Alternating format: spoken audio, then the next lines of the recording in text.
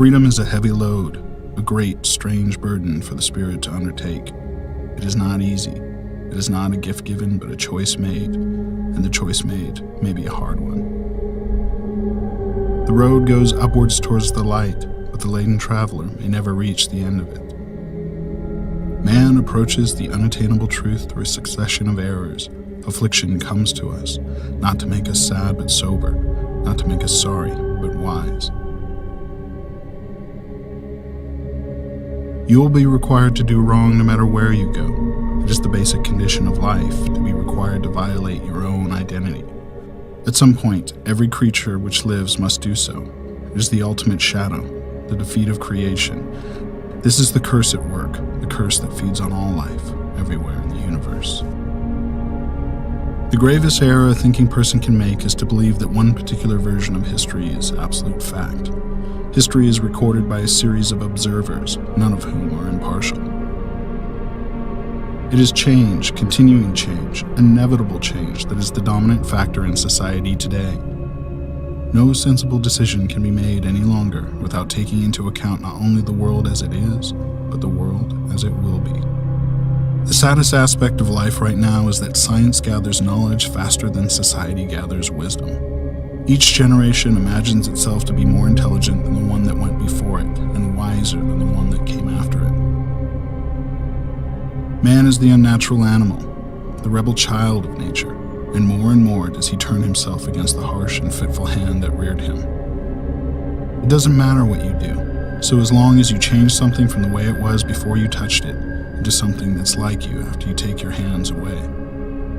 The very concept of truth is fading out of this world, and lies will pass into history. Solitude, isolation, are painful things and beyond human endurance. For small creatures such as we, the vastness is bearable only through love.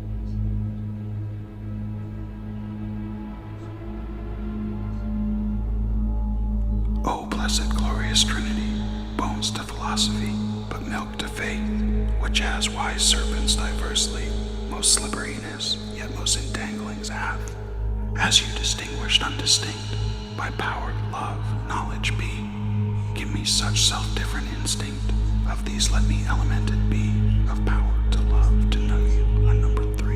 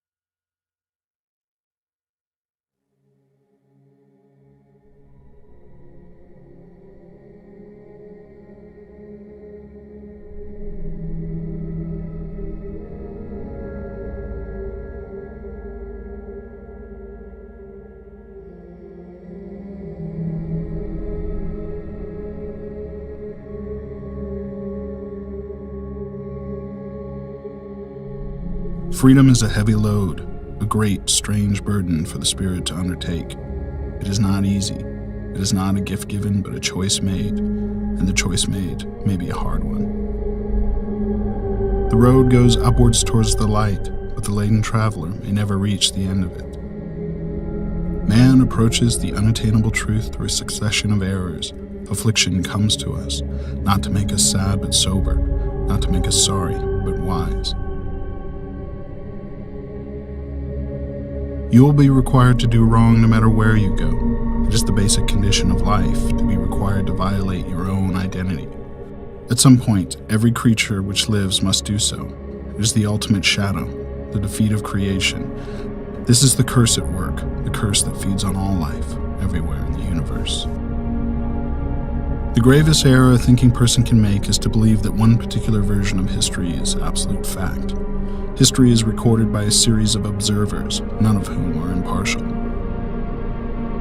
It is change, continuing change, inevitable change that is the dominant factor in society today. No sensible decision can be made any longer without taking into account not only the world as it is, but the world as it will be. The saddest aspect of life right now is that science gathers knowledge faster than society gathers wisdom. Each generation imagines itself to be more intelligent than the one that went before it, and wiser than the one that came after it. Man is the unnatural animal, the rebel child of nature, and more does he turn himself against the harsh and fitful hand that reared him. It doesn't matter what you do, so as long as you change something from the way it was before you touched it into something that's like you after you take your hands away. The very concept of truth is fading out of this world, and lies will pass into history. Solitude, isolation, are painful things and beyond human endurance. For small creatures such as we, the vastness is bearable only through love.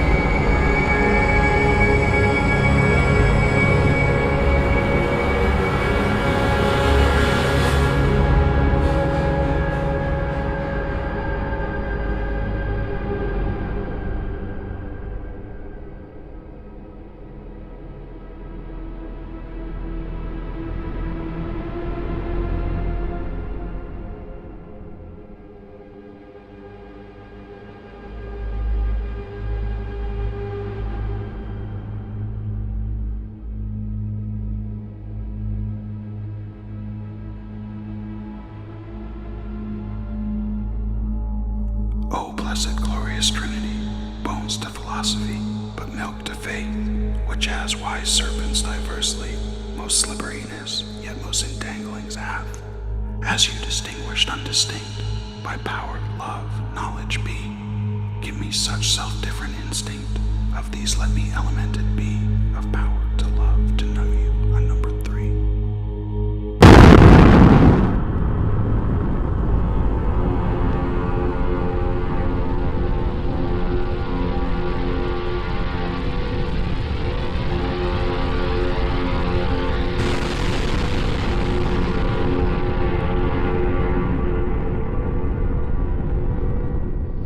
Few people laughed.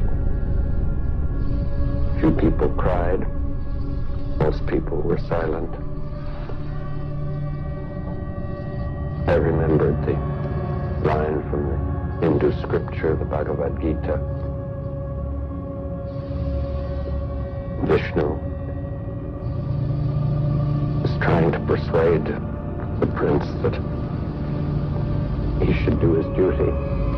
And to impress him, takes on his multi-armed form and says, "Now I am become death, the destroyer of worlds."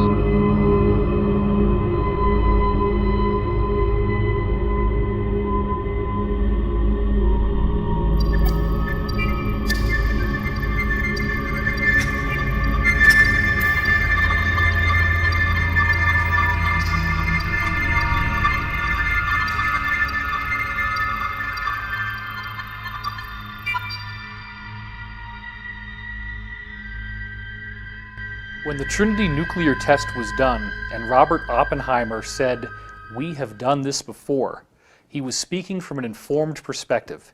In the ancient Hindu text, the Bhagavad Gita, there is a reference to a bolt of iron charged with the light of 1,000 suns. It describes radiation sickness. It describes elephants screaming and dying. It describes the shadows that are left on the ground after the blast goes off, all things that we're now very familiar with in the nuclear age. The same culture that described what appeared to be the use of a modern nuclear weapon also was describing things like anti-gravity craft that flew through the air with no sound called vimanas. These craft could pass right through a mountain, and they also used some sort of particle beam weapons. You have human-looking beings that are larger than the rest of us and have blue skin, like Krishna, and they also have extraordinary abilities. And in addition to that, you have weird reptilian beings called Rakshasas, who are also codenamed snakes. And these beings clearly appear to be of a reptilian nature. This even goes to the point that you still to this day have temples in India in which there are people called Nagas who have a human-like top, but then from the waist down they literally have a snake's body. All of this stuff takes on a much different investigative hue once we look at the fact that the actual record of what we now know a nuclear bomb looks and acts like is dutifully recorded in these Hindu scriptures. So Oppenheimer was aware that this weapon unleashed a fury unlike anything we'd ever seen before. Prior to Hiroshima and Nagasaki, the scientists were the rock stars. Thomas Edison, Alexander Graham Bell, Marconi, Tesla. These were the rock stars. These were the people who made our lives so exciting that we went from essentially a primitive situation where in order to have food preserved, we have to have an ice box where literally pieces of ice are covered with sawdust, to now we have electric refrigerators. We have electric lights so we can read at night. We have thoughts being beamed wirelessly by radio, and then eventually even pictures through television. This was so exciting. People could travel, transcontinental railroad. All these things were coming out that had never happened before. The private automobile without the need for horses. And then all of a sudden, the nuclear explosion shows that technology hit a screaming brick wall. We could not trust any longer that our toys would be the instruments of our enlightenment. They could actually be the instruments of our destruction. Loading these nuclear weapons ended up basically acting as beacons to a number of ET races in our general area. The primary energy pulse that occurs in one of these explosions sends an energy that feeds back through the fabric of space-time. All stars, all planets are connected through electromagnetic filaments. Scientists call these connections the cosmic web. It looks like a giant spider web all throughout the cosmos. When a nuclear explosion occurs, it sends a feedback through this cosmic web. This is a problem because these extraterrestrials not only communicate through this cosmic web, but they actually travel through it from star to star. Therefore, when we detonated these devices, we sent out a signal saying not only are we at a certain level of advancement, but we're not at a certain level of advancement spiritually. Oppenheimer's key quotes revealed that he did not know what the effect of the detonation of the nuclear bomb would be. When they conducted the Trinity test, they were unaware as to whether or not this explosion would create a chain reaction that could actually destroy the whole Earth. And yet they proceeded forward because they believed that this weapon was the only way they could end World War II, and thus the ends justified the means. With how potent and how powerful these technologies can be, we can never expect to be able to handle them if we operate them from a low consciousness. When you raise your individual consciousness, when you actually make the effort to become more aware of an individual, that has a mirrored effect to society. It's a law of correspondence, as above, so below. So when you become more conscious of an individual, that makes society itself raise in consciousness. And when each one of us, every single one of us, begins making ourselves more aware, society itself is going to become more aware. Multiple insiders with credible military and corporate backgrounds have said that extraterrestrial spacecraft have appeared over nuclear missile installations and have completely powered them down. First, I'd like to briefly describe the incident that I experienced in March 1967. At that time, I was a first lieutenant, U.S. Air Force, stationed at Malmstrom Air Force Base, Montana. I was trained and assigned duties as a missile launch officer for the Minuteman I intercontinental ballistic missile. We had operational control over 10 Minuteman nuclear missiles. On the evening of March 24, 1967, while my commander was on a scheduled rest break, I received the first of two phone calls. The first call was to report unidentified lighted objects flying above the facility. Well, they were hovering above the nuclear silos, and what was happening was they didn't attack the nuclear silos. All they did was shut down. Captain Robert Salas had like 8 nuclear-tipped ICBMs, and they all got shut down in rapid succession. And these systems have triple redundancy backup systems. So, and the guards up topside were with their weapons drawn with a glowing red saucer above the silo. And then the UFO then went 60 miles to the other base and shut down their nuclear missiles as well. This has happened more than once. It's happened in Brentwaters in the UK as well. What most people haven't heard came to me from two insiders, Bob Dean and Pete Peterson, where both of them independently told me that in the year 1990, all of the nuclear warheads in the US and in the USSR completely melted down, became radioactively inert, and even the missiles themselves would just sputter around and wouldn't even fly a straight trajectory anymore. Right during this same time that all of these nuclear missiles were literally melted down inside the warhead, we also have this amazing formation appear on a dry lake bed in Oregon. The Idaho National Guard has a huge mystery on its hands, and that is our top story today. During routine photo reconnaissance missions over Oregon, RF-4 jets spotted and took photographs of a huge carving in the desert over 1,000 feet across. It has everybody talking. I mean, this is just something that, it chills you. How would somebody do this? It's incredibly time-consuming. A lot of expertise involved, had to take a long period of time, and maybe a lot of money. From point to point is exactly 11.5 degrees. Exactly. And the outer ones, they're exactly 23 degrees apart. Exactly. No variation. No variation. And there's something else puzzling here, something that you do not see. You do not see tire tracks, the kind of tracks that might be made by a tractor or a plow. No tire tracks, and no footprints. In Oregon, I'm Walden Kirsch for NBC News. The reality is that this is the same type of thing that's being done with crop circle formations, but on an even more impressive scale, and that mark was a symbolic statement from the ETs. The mandala, remember, is supposed to be a symbol of the cosmic mind, a symbol of the creator, the origin of the universe, the geometric nature of how everything unfolds. So they're giving us a message. They're showing us that they will make sure that we stay on track for this positive future that's been promised to us in over 35 different ancient cultures around the world. Ladies and gentlemen, the President of the United States. Good evening, my fellow Americans. In the councils of government, we must guard against the acquisition of unwarranted influence, whether sought or unsought, by the military-industrial complex. The potential for the disastrous rise of misplaced power exists and will persist. We must never let the weight of this combination endanger our liberties or democratic processes. We should take nothing for granted.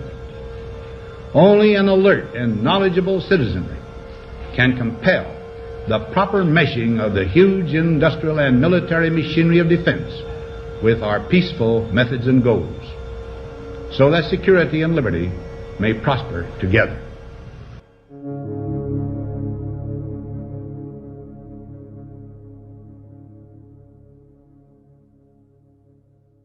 So when I really think about the speech from Dwight David Eisenhower, his farewell speech about the military-industrial complex, it brings up a lot of stuff for me.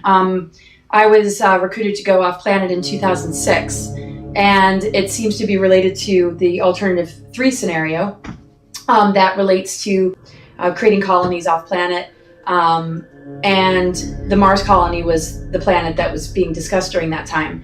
And so when we hear about a warning like that, but we don't hear about the actual alternatives or agendas or ET government treaties and some of the things that were taking place, what was he really trying to say? There's so many layers to the military-industrial complex that we're starting to discover now. And I've been definitely researching and digging real deep in order to understand really what he meant. And as many have uncovered and been a whistleblower for, and just my own experience in that Mars recruitment, we discover a secret space program, this multi-level shadow government with compartmentalism, things that happened after the Second World War, and the infiltration coming in from Project Paperclip to the American government, MK Ultra having so many branches. So it's like, okay, here's a warning about the misplaced power that exists and will persist if we as an American people don't start to become empowered, which is basically what I got from it. I could feel a lot of pride in a lot of my family members about that speech. But I would say that I'm a family member that has, I think, recognized some layers that were not brought to my attention growing up, that I've been able to sort of share with them. And again, there's compartmentalism.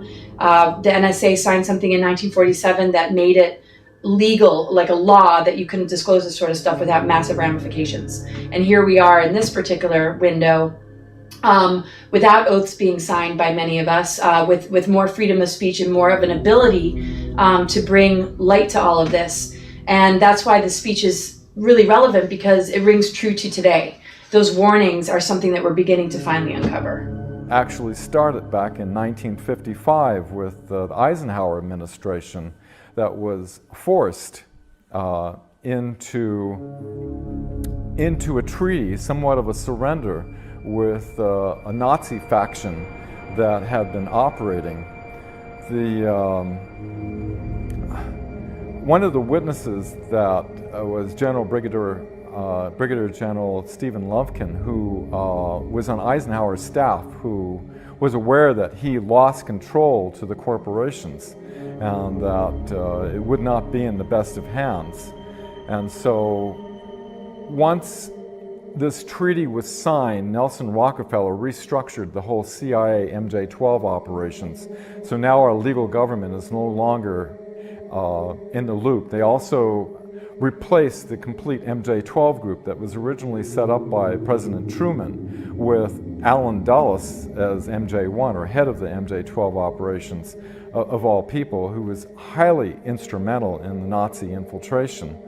What happened was, when this happened, all of the reverse engineering operations that were Wright-Patterson Air Force Base in Ohio were moved to Area 51 and S4, where Eisenhower realized that he had lost control when he attempted to look into it. He was denied access.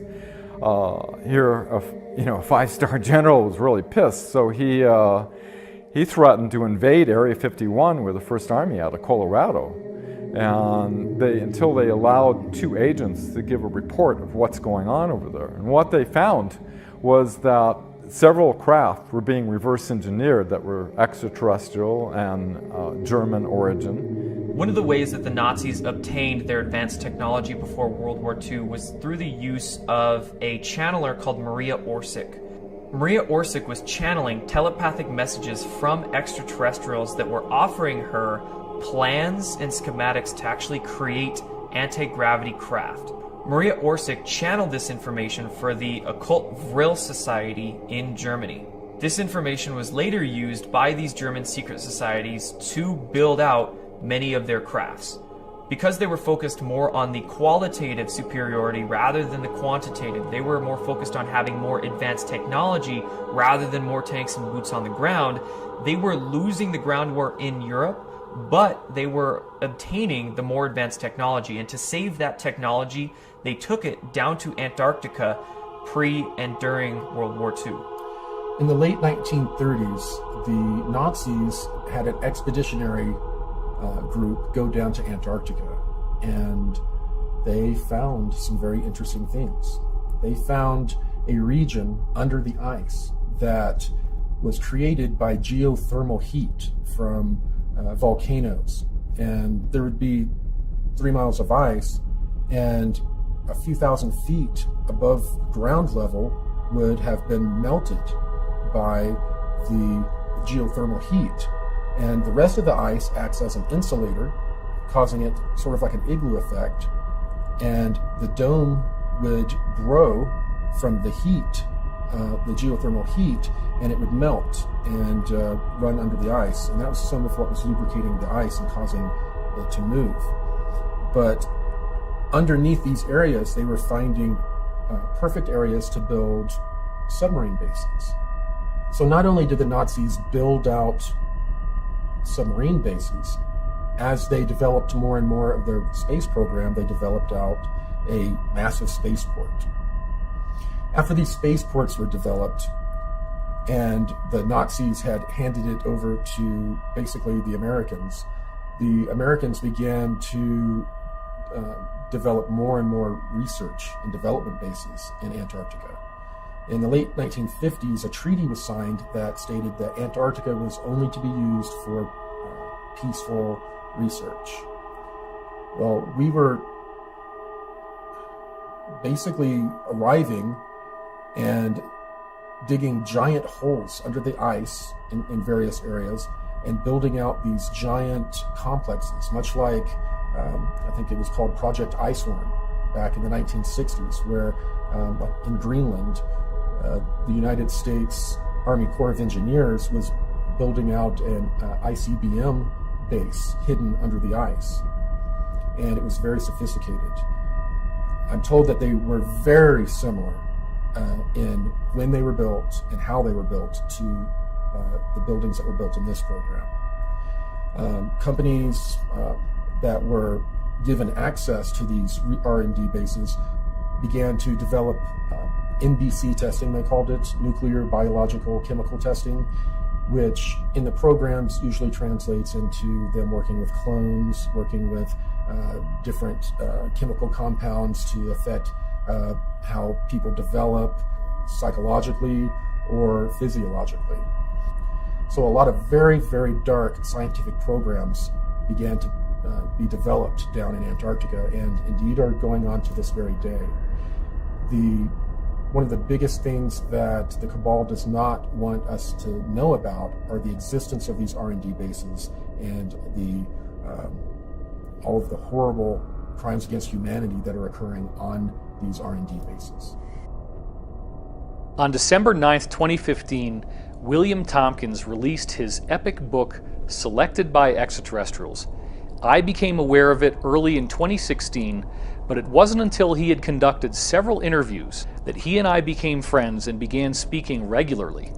The story of William Tompkins is quite amazing. Here's a man who's 93 years old, and he gets hired right as he begins his military career in the Navy, working in a highly classified program for the United States government at the highest levels, where he was personally responsible for getting information from 23 different American spies who were embedded in the German secret space program, which apparently included bases in Antarctica. A single Navy operative went into Germany.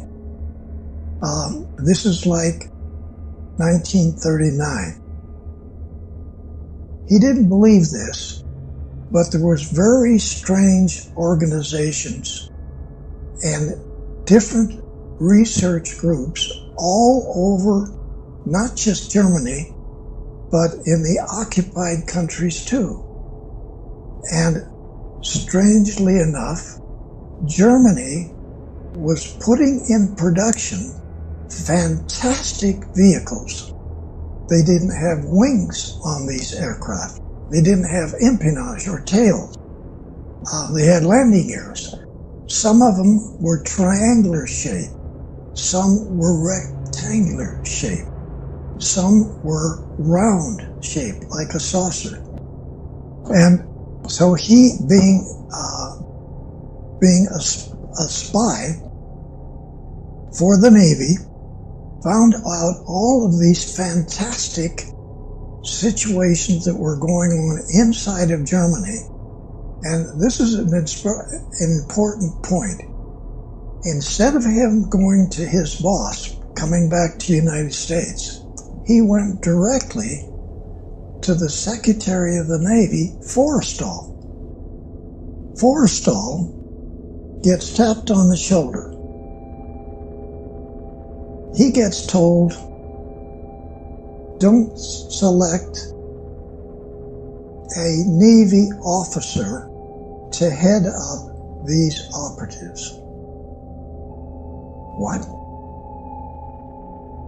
He's told to select somebody who had never been in Annapolis. Now, almost every Navy officer, whether they're a one-star or lieutenant commander, they've all been through Annapolis to learn how to be a Navy officer. It turns out Forrestal is told that every book in the libraries, every book in the colleges, every book in the universities, every book on this planet is misinformation. It's misinformation. So, which is initiated by the Draco reptilians as far back as 6,000 years ago. The reptilians really came into control and started to be able to manipulate what was going on the face of the planet about 6,000 to 7,000 years ago. It is true that they have different masking technologies to be able to be in a room and look like a human, but usually they're in underground bases in various places on the globe, as well as in a huge area in Antarctica. The southeast region has a large number of underground caverns that are kept extremely warm, too warm for humans, by geothermal heat. It's a perfect place for all of these colonies that the reptilians have. They're basically cities, huge cities with millions of them.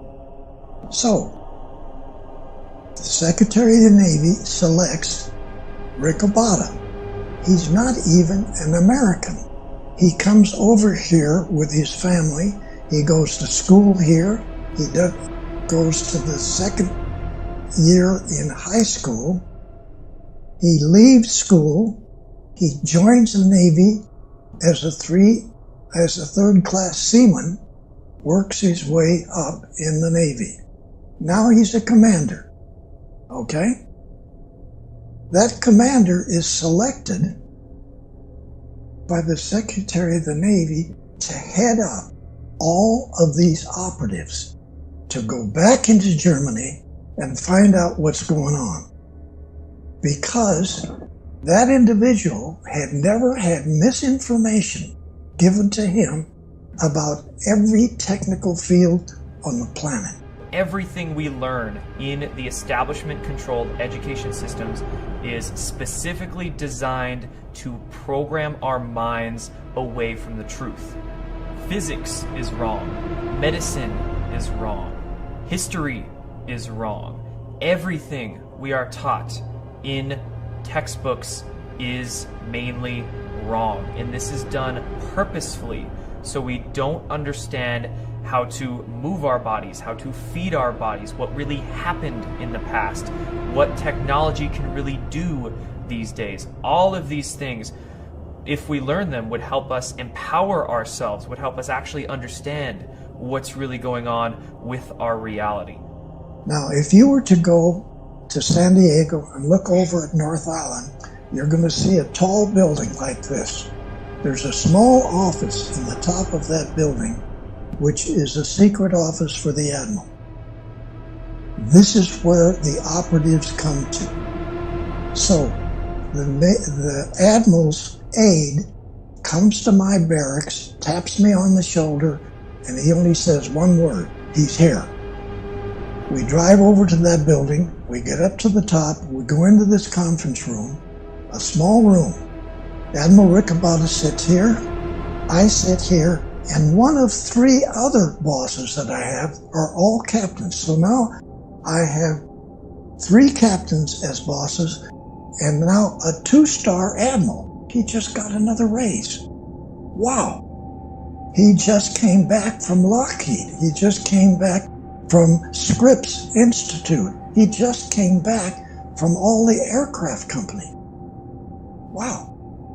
Now he's got these operatives coming in. So the operative sits on the other side of the table. He discloses to us these fantastic things that Germany is doing that make no sense.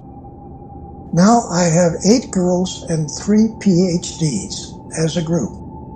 We put together a package from what the operative brings back. Some of it is photographs. Once in a while, it's a manual, hardly any manual. A couple of manuals were not even in English, German, or any other language. They were extraterrestrial hieroglyphics. You see all of this stuff. You hear it. You understand what the Germans are doing. They didn't just get documents from the extraterrestrials.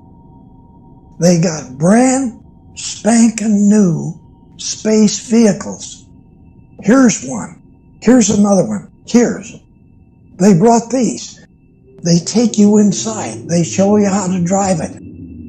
So they put me in a secret laboratory which is designing not flying wings like Northrop does, okay? These are just a fuselage with no wings and no tail. Half airplane, half spaceships. This is what Northrop was designing. Our first spaceships are U.S. Navy attack class submarines. We put together programs that went all the way out into the galaxy, not just this galaxy.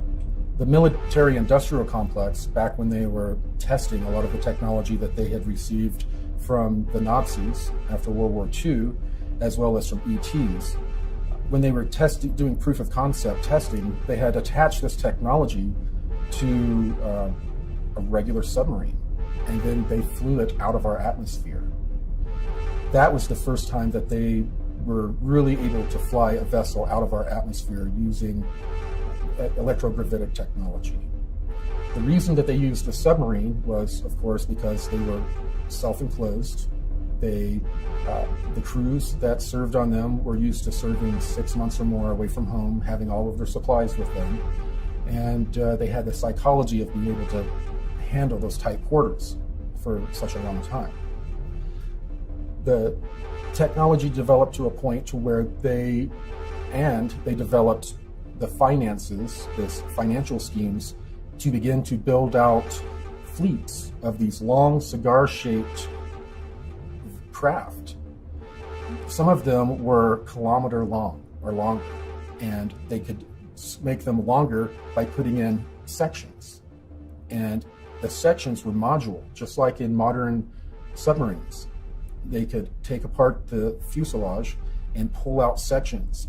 It could one of these modules could be set for like 3 or 4 months as a laboratory for a bunch of different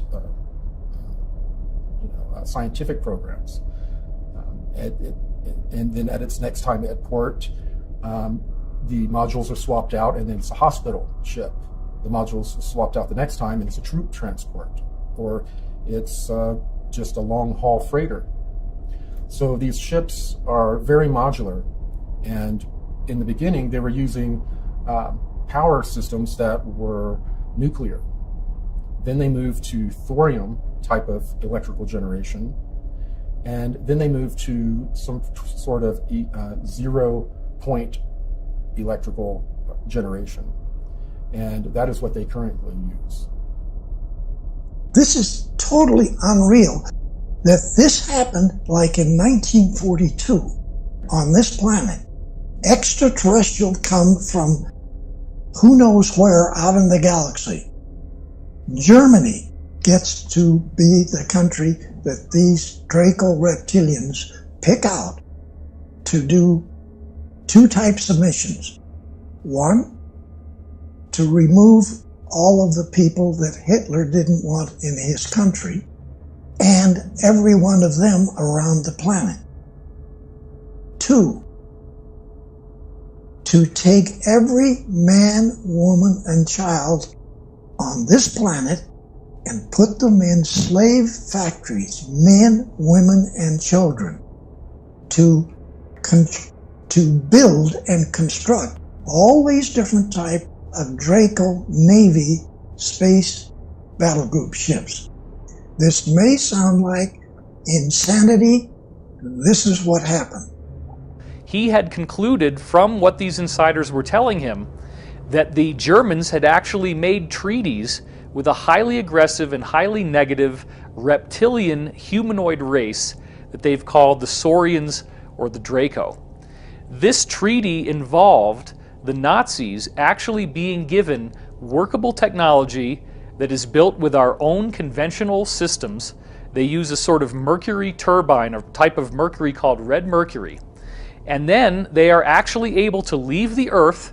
They had a settlement on the moon, they had a settlement on Mars, and they were doing this stuff as early as 1939, even before World War II actually started.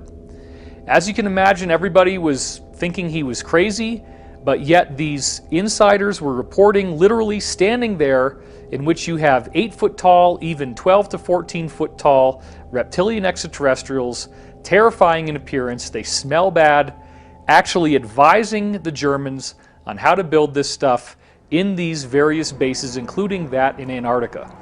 Operation Highjump was an operation commissioned in 1947 that was led by Admiral Richard Byrd. And on the public level, it was said that this was a scientific exploration. But what happened was that this operation was commissioned with 33 ships, 13 aircraft, and 5,000 men. Now, this was not a scientific exploration with that many men and that many ships. What Operation Highjump actually was commissioned for was to go down to Antarctica and basically root out the Nazi installations that they had built pre and during World War II. The DC flyover was an event that occurred over successive weekends in July of 1952 in Washington, D.C. And what had happened was that there was a mass sighting right over the Capitol building in Washington, D.C. There was many lights in the sky. Now, many people believe that this was a UFO or an extraterrestrial incident, but in fact it was not. It was German saucers, German craft that were flying over the Capitol building and essentially forcing the hand of the Americans to accept many of these Nazi scientists into their control structures. When many of these Nazi scientists came into America after World War II in Operation Paperclip, they infiltrated into basically every power structure in the United States, government, media, medical systems, basically everything. After World War II, James Forrestal went to Germany to tour many of the research facilities that the Germans had over in Europe, and John F. Kennedy actually accompanied him on those tours. Some believe that Kennedy was actually given information by Forrestal about secret space programs and the UFO phenomenon. And near the end of James Forrestal's career, he was also embroiled in many policy struggles within the United States government. He wanted to disclose the UFO phenomenon and the technologies associated with it. It was said that he committed suicide by jumping out of a high-rise hospital that he was staying in at the time of his death, but of course many people are also believing that he was actually pushed out of the window and in fact assassinated to prevent him from working to disclose these technologies in UFO projects. They had a really troubled Eisenhower that passed over the torch over to Kennedy, before leaving his famous speech of, beware of the misplaced powers when the industrial military complex, and that only an alert and knowledgeable citizenry can protect our future liberties and freedoms. Kennedy, with his background in Office of Naval Intelligence, and documents show that he was aware all the way back to 1942 of operations happening. Kennedy had Allen Dulles as the CIA director. Finding the nefarious activities that Allen Dulles was doing, he eventually fired Dulles and was replaced with John McCone. Because Kennedy was trying to look into these activities, Allen Dulles set up an assassination directive that was revealed in what was called the Byrne Memo, one of James Jesus Angleton's memos that they were attempting to try to destroy all. One intelligence operative was able to pull it, basically saying that Lancer, or the code word for JFK, has been looking into our activities. This we must not allow. This group was working with the group that was with the Treaty of 1955. So when Kennedy put forth a top secret document to the CIA director looking into the MJ-12 and CIA operations with the extraterrestrial, he was silenced with an assassination 10 days later. Years went by. By the way, the Warren Commission, which, Kennedy's famous piece of infiltrated monolithic conspiracy and beware of the dangers of secrecy and secret societies, ironically, the Warren Commission, who said, we have a lone gunman that did this, was all made up of 33rd degree Freemasons. And afterward, the CIA put out a memorandum to its operatives to use the term conspiracy theorists for anybody questioning, and it's used today as a common ploy to discredit people who are questioning the situation. The closest we ever came to having technologies and the existence of non-terrestrials go public was actually in 1962-63. I am told through Alliance sources that President Kennedy was indeed going to make some announcements, and also make announcements that he was going to take drastic steps against some of these secret societies that were running the planet. Therefore, they worked through the CIA to have him eliminated. When he was eliminated in a very public way, the cabal came into power in a very public way. They had been controlling things very covertly up until that point, but since then, they have overtly controlled the destiny of the United States. The very word secrecy is repugnant in a free and open society, and we are, as a people, inherently and historically opposed to secret societies, to secret oaths, and to secret proceedings. We decided long ago that the dangers of excessive and unwarranted concealment of pertinent facts far outweighed the dangers which are cited to justify it. Even today, there is little value in opposing the threat of a closed society by imitating its arbitrary restrictions. And there is very grave danger that an announced need for increased security will be seized upon by those anxious to expand its meaning to the very limits of official censorship and concealment. That I do not intend to permit to the extent that it's in my control.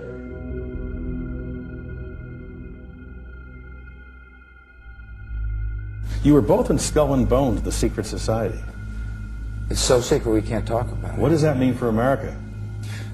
The conspiracy theorists are going to go wild. I'm sure they are. I don't know. I haven't seen the web. Number 322? Were you in the same secret society? That's right. Let me answer his question. Excuse me, what are you arresting? Whoa, whoa, whoa, whoa. Is anybody watching?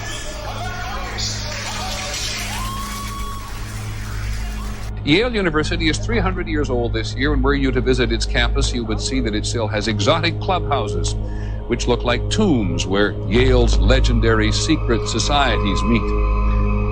The videotape provides a grainy glimpse into what appear to be the initiation rituals of a secret society that's been around since 1832, whose members have gone on to be leaders of Wall Street and the White House, the Senate and the Supreme Court. What they captured, they say, was initiates, known as neophytes, being forced to kiss a skull, then members performing a mock killing. Still, Rosenbaum says the tape is a valuable artifact, an extremely rare view into the secret society that groomed the American ruling class for generations. Dan Harris, ABC News, New York. We see the remains of humans with elongated skulls all over the world. When you look at Egypt, there are countless depictions of the pharaohs having these weirdly elongated skulls. This includes Akhenaten, Nefertiti, and their daughter Meritaten. In the case of Meritaten, there are multiple granite busts that you can see that were carved of her, in which she clearly has no hair and has this freakishly elongated skull.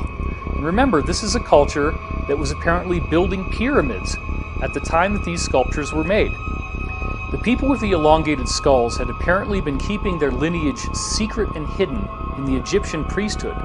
But then remember that Egypt became weak and it was conquered by Rome. What happened when the Romans got in there is that they made a secret agreement with these people in the Egyptian priesthood who still had the elongated skulls, and they created a safe haven for them in the Vatican City. The Library of Alexandria was burned down, but only with a false flag, where they burned tax documents and census documents. They took all the good stuff that included books from before they came to Earth and relocated that to the Vatican Library. Then you go across to the other side of the Atlantic Ocean, and once again you have a pyramid building culture in Mesoamerica with people depicted in their inscriptions who have elongated skulls. And unlike the case of Egypt, with Mesoamerica we now have the added benefit that there are multiple elongated skulls that have been dug up and were not censored, but are actually on display in museums in places like Bolivia. We have the researcher Brian Forster, who is bringing out new examples of elongated skulls, and they are being genetically tested, they're being analyzed, and they have clear physiological differences from the skulls that the rest of us have. These people have very large brains. Discover magazine in the year 2009 came out with an article called "What Happened to the Hominids Who Were Smarter Than Us?" And it describes how in the early 20th century elongated skulls were found in Boskop, South Africa, thus earning them the name the Boskop skulls. And they were given ceremonial burials. Apparently these people were revered in their society. But the article claims that the brain volume is almost twice what ours would be, and thus the average person in their society would have an IQ of 150, and some of them could have an IQ that goes up to 300. These weird elongated skulls were also found in a dig in Siberia in a town called Omsk, and the men who dug them up were so afraid that many of them actually started crying and left their jobs and refused to come back. We furthermore see in the case of the Mongolian conquerors that there were reports of them having weird elongated skulls. And most recently, even in Europe, we have found tombs of the nobility, the wealthy people who preserve their bloodlines, such as in France. And they also have this bizarre elongated skull feature. It wasn't until insiders started talking to me that I thought about the fact that in the Vatican, you see people wearing these mitre hats, and those hats would very nicely conceal an elongated skull. These people with elongated skulls would look like us in their faces, and the hat would conceal the only thing that would make them appear to be different. My research also turned up data on an Italian noble family from the 14th century known as the d'Este clan. And the d'Este clan had very close ties to the Vatican. What's so bizarre is when you look at a painting of Prince Leonello d'Este and someone who is either his sister or his wife, the scholars don't really know, they usually call her Princess d'Este. They both have freakishly elongated skulls in this painting. The story gets even more interesting when you trace the descendants of the Diaz clan, the lineage that they left behind. For what you find is that King George I, who began ruling in 1714, was a direct bloodline descendant of these people who obviously had the elongated skulls in the 1400s. And then you find out that a variety of earlier British consorts, meaning nobility, also were direct descendants of the Diaz clan. Then it gets even more outrageous when you discover that the royal families of Norway, Sweden, Spain, and Denmark are all descendants of the same elongated skull Diaz clan. And let's not forget that only recently we found royal tombs in France and other countries in Europe in which the nobility again had these elongated skulls. And if you think this only has to do with divine right of kings and European nobility, you would be wrong. In 1988, an article in the New York Times traced fully 13 out of all of the 40 US presidents at the time as having a direct bloodline connection to European nobility. In 2012, a 12-year-old girl named Brigitte d'Avignon actually did a much more complex genealogical study of the US presidents using the power of the internet and computers. On the School Watch tonight, the story of a 7th grader from Salinas who claims to have made a major discovery about President Obama. She and her grandfather say that President Obama is related to all but one US president. And she found that 42 out of 43 US presidents all had a common ancestor in King John I from England. And this is not just any old king. This is the guy who actually chartered the Magna Carta, which became the defining element that turned into the British Constitution.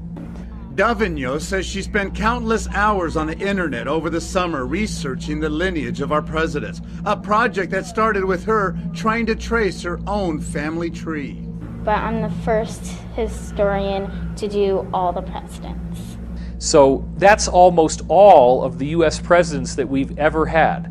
The bottom line is these people are tracking their lineage, they're tracking their bloodline, and they're making sure that their own people get steered into the positions of the highest power and influence worldwide, including the United States of America.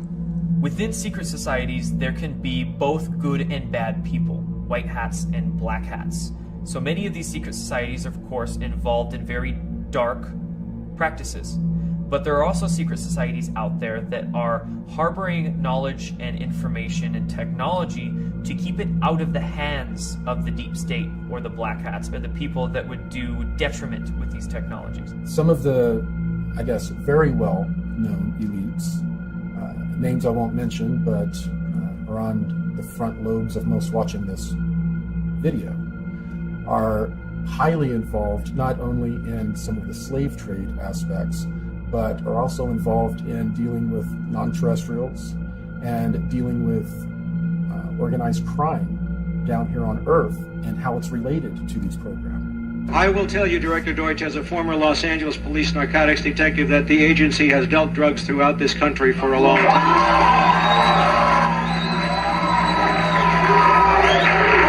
Director Deutsch, I will refer you to 3 specific agency operations known as Amadeus, Pegasus, and Watchtower. I have Watchtower documents heavily redacted by the agency. I was personally exposed to CIA operations and recruited by CIA personnel who attempted to recruit me in the late 70s to become involved in protecting agency drug operations in this country. For the record, my name is Mike Ruppert, R-U-P-P-E-R-T. I did bring this information out 18 years ago, and I got shot at and forced out of LAPD because of it. I've been on the record for 18 years nonstop, and I'll be happy to give you, Congressman, anything that I have. A lot of these elite are running a lot of financial scams, drug programs to raise money for these secret programs that they have going on. And they take full advantage of this access. They probably don't age anymore. You know, a 1%er, you don't know who they are. You don't even know what they look like. You don't even know their name. They could go down and be at a 7-Eleven, you wouldn't even know it. So they could not age and you wouldn't know it. Never get sick. Offsprings would be born. They'd be super smart, super strong. Just quality of life improved in every direction. And I'm sure the 1%ers are enjoying that, while the rest of us are dying with diseases and malformities and stuff. They're walking around, body beautiful. So that's just the medical area. Then think about the other things: transportation, the vehicles they travel around, home, security, all that stuff. Just, it'd be like somebody in modern suburbia looking at a man in a cave. We're the men in the cave. What very often occurs is that an elite will get to a very old, ripe age, or they will die in some sort of an accident, publicly. Privately, they are taken, and depending on their level, they are either age regressed or they have their consciousness basically downloaded into a clone that is an exact duplicate of them. They then disappear from the public eye forever and go into these programs or go into retirement. This is something that pops up a lot in the programs, and everyone that is served deeply knows that the elite have access, and many of them never really die. What the deep state or the cabal or the New World Order is a small group of very powerful but very psychopathic individuals that have acquired a lot of money, a lot of technology, and a lot of information over the course of centuries. Definitely your politicians, the older ones, the one that are chair people that command the power, 1%ers, chairman of the boards, those people, that's ones we never know their names, don't know their faces, and they control all the power. The more you get involved in these societies, the deeper and deeper you go, the more compromised you become. You start to learn more and more of the secret teachings. You have to work really hard for the knowledge. It can take years of time. You keep accessing higher and higher levels of rank, and they keep dropping these little seeds in as you go on. Seeds that start to blossom in your mind and make you think differently. Ultimately, if you go far enough down this road, you will be invited to participate in things like pedophilia and human sacrifice. And if you don't do it, it's the offer you can't refuse. They may actually even kill you. Once you partake in these activities, whether you like them or not, they now have leverage they can use against you. If you ever dare to speak out against this group, they have photographs, they have films, they have the footage that can absolutely ruin your life. Deze mensen, de meeste daarvan, hadden een Luciferiaans geloof. En dan kan iedereen zeggen, ja, geloof bestaat niet en God bestaat niet, alles bestaat niet. Nou, voor die mensen was het de waarheid en de werkelijkheid. Hun diende dus iets onstoffelijks. Hun diende wat zij noemden Lucifer. En ik kwam dus ook in die kringen. Alleen ik lachte erom, want het waren voor mij gewoon klanten. Dus ik kwam in wat ze noemden Satanskerken. Ik wou zeggen, we hebben het nu over het satanisme. Ja, oké. Ik kwam dus in Satanskerken, maar ik kwam zeg maar op route even langs, even buurten. En daar was dan op dat moment een heilige mis, een heilige soort mis. En dat was met blote vrouwen en wat drank en dit en dat. En ik vond het alleen maar leuk. Ik hechtte weinig of geen geloof aan hun geloof. Of ik was er eigenlijk niet eens van overtuigd dat het überhaupt allemaal wat bestond. Het was meer een schouwspel voor jou. Ja, ik zag gewoon de donkerte en de slechtheid en de diepte daarvan zit in de mens zelf. Ja. Ik koppelde het nog niet zo. Maar ook die kringen verkeerde ik dus in, omdat ja, als gast zeg maar, omdat ik vond het allemaal wel leuk. Al die blote vrouwen en al die dingetjes die daar speelden. Het was het vrije leven. Maar er kwam een moment, toen werd ik dus uitgenodigd, daarom vertel ik dit ook, om mee te gaan doen aan offers in het buitenland.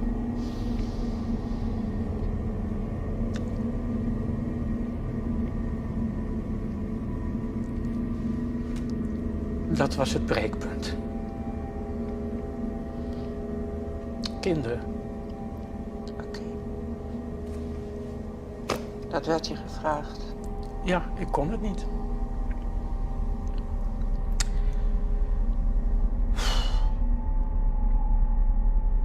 The reason that these elite dark occult societies sacrifice and traffic children, first and foremost, is the energy associated with it. So when a human is in the state of fear and trauma, they release a energy, and this energy can be picked up by essentially negative extraterrestrial beings, negative archonic influences, and they feed off of it. They literally feed off the energetic release of fear and trauma. When these dark groups use children, because a child is not mentally programmed yet as an adult is, they are much more innocent, they're much more connected into their higher selves or into their divine, if you will. The trauma that they release is much more potent than using adults. During these ritualistic practices that the elite participate in, one of the compounds that is released in the children's body during torture, during trauma, is a compound called adrenochrome. It's released out of the adrenal gland during highly traumatized incidents, and this adrenochrome acts as essentially a drug. These secret societies that make up the deep state are nothing new. This actually spans back thousands and thousands of years, and they have always occulted this information for themselves. We need to understand what occulted actually means. Occulted just simply means hidden in Latin. It doesn't necessarily mean good or bad, it just means hidden.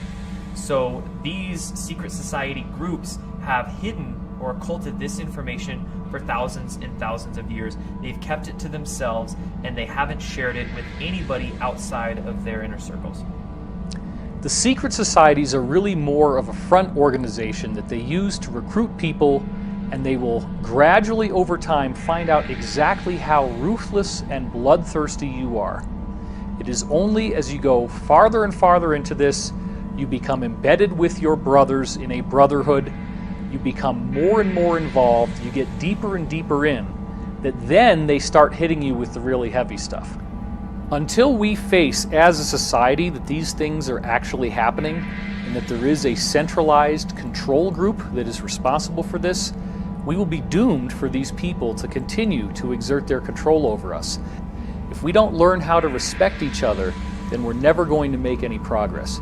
We need to learn from the Me Too movement and understand that there is corruption, there is rape, there is pedophilia, there is child trafficking, there is human sacrifice, there is cannibalism. And all of these things are happening because there is a hidden elite that actually uses these behaviors as part of their religious sacrament. It actually doesn't matter whether you believe that these people exist or not. The bottom line is that they are actually advertising themselves constantly. They do it in movies. There's a whole set of symbols that you can look for in movies that show their influence. They do it in video games. They do it in television shows. They do it in music videos like crazy. They do it in awards ceremonies. And it's always in your face.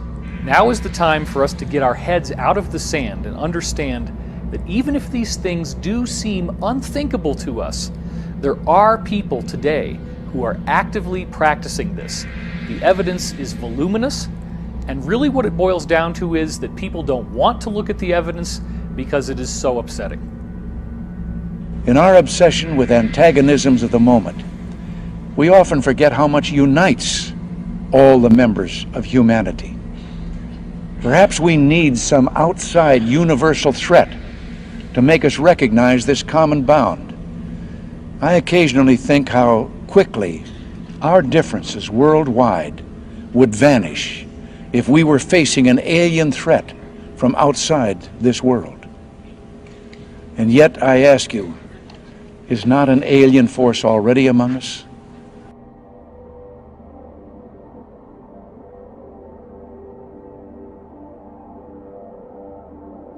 Solar Warden went active 1980, 1981. It was funded in large part by SDI through President Reagan, though that money was funneled off in many different programs.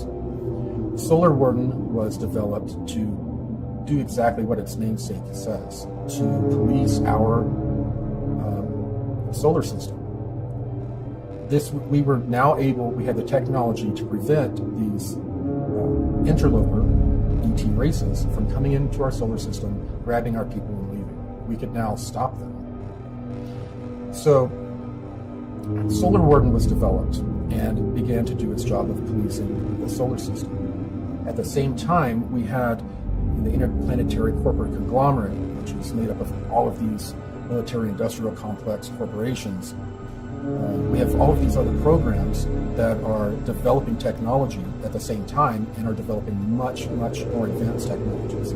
So advanced, in fact, that there are ET races that come here to trade for our technology. Corey Good is the one insider I found whose testimony ties all of these different threads together. I've heard Corey have knowledge of something that each of the different other insiders I've spoken to had said to me in the past. Nobody else had ever done that before, and that was fascinating because I had not put this information online. The information was proprietary. It was things that I'd heard over the course of conversations that could have gone on for many, many dozens of hours over time, spreading across about 20 years worth of my own past history. I think they chose children for these MyLab programs in several different ways. They had to profile them. They definitely used standardized testing and a few other ways to identify whether they had a skill or a talent that they needed. Then they would check out their family life. They preferred children from broken homes or from homes that were not harmonious because the children are used to getting smacked around, they're used to stressful environments, and the parents were not always as attentive as other parents. Therefore, the children were able to handle a lot more stress, and the parents may not notice, certain behavior in the kids. Well, I guess you would say a typical day, if there is a typical day in the life of a MyLab, would be your parents dropping you off at school, just like any other day, and except that day, you're pulled aside and told you're going to go on a field trip. You're in a special education class or an accelerated learning class, you're special. You're being taken off campus to go, look at dinosaurs. Well, you are taken, put in a van. Usually a person is driving that is military looking, sometimes in uniform. They would then drive us for a little over an hour to Carswell Air Force Base. We parked inside this hangar that was a motor pool, and we walked to the back, and there was an elevator. And the elevator went down quite a ways. And when we came out, we were underground in a Cold War era type bunker. That would then lead us to another set of elevators that would take us down where we would get on underground trams that would, there were trains that would take us over 500 miles per hour anywhere in the world. When we were sent to one of these locations through one of these shuttles, we would then go through, sometimes because of travel time, we would only get 45 minutes of training in, sometimes 2-3 hours of training in. Then we would go back, be debriefed, and they would give us a chemical through a shot, and they would sit us in a chair in front of a movie screen and basically hypnotize us and give us a screen memory of going to a museum and looking at dinosaurs. They would then put us in the same van, drive us back to school, let us out, and as our parents picked us up, we would tell them all about looking at dinosaurs. MKUltra was a program done by the CIA in the 1950s and 60s, and within MKUltra, they experimented with trauma-based mind control through the use of electroshock therapy, through the use of mind-altering drugs, through the use of even hypnotic regression and many other techniques to figure out how to control and program human beings. There was programming at bases. They used military bases because they won't have any interference when they have someone on a military base.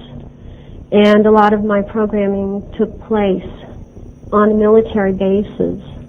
I would like to talk about the fact that there are rituals done at the military bases also, and that rituals are not a cover.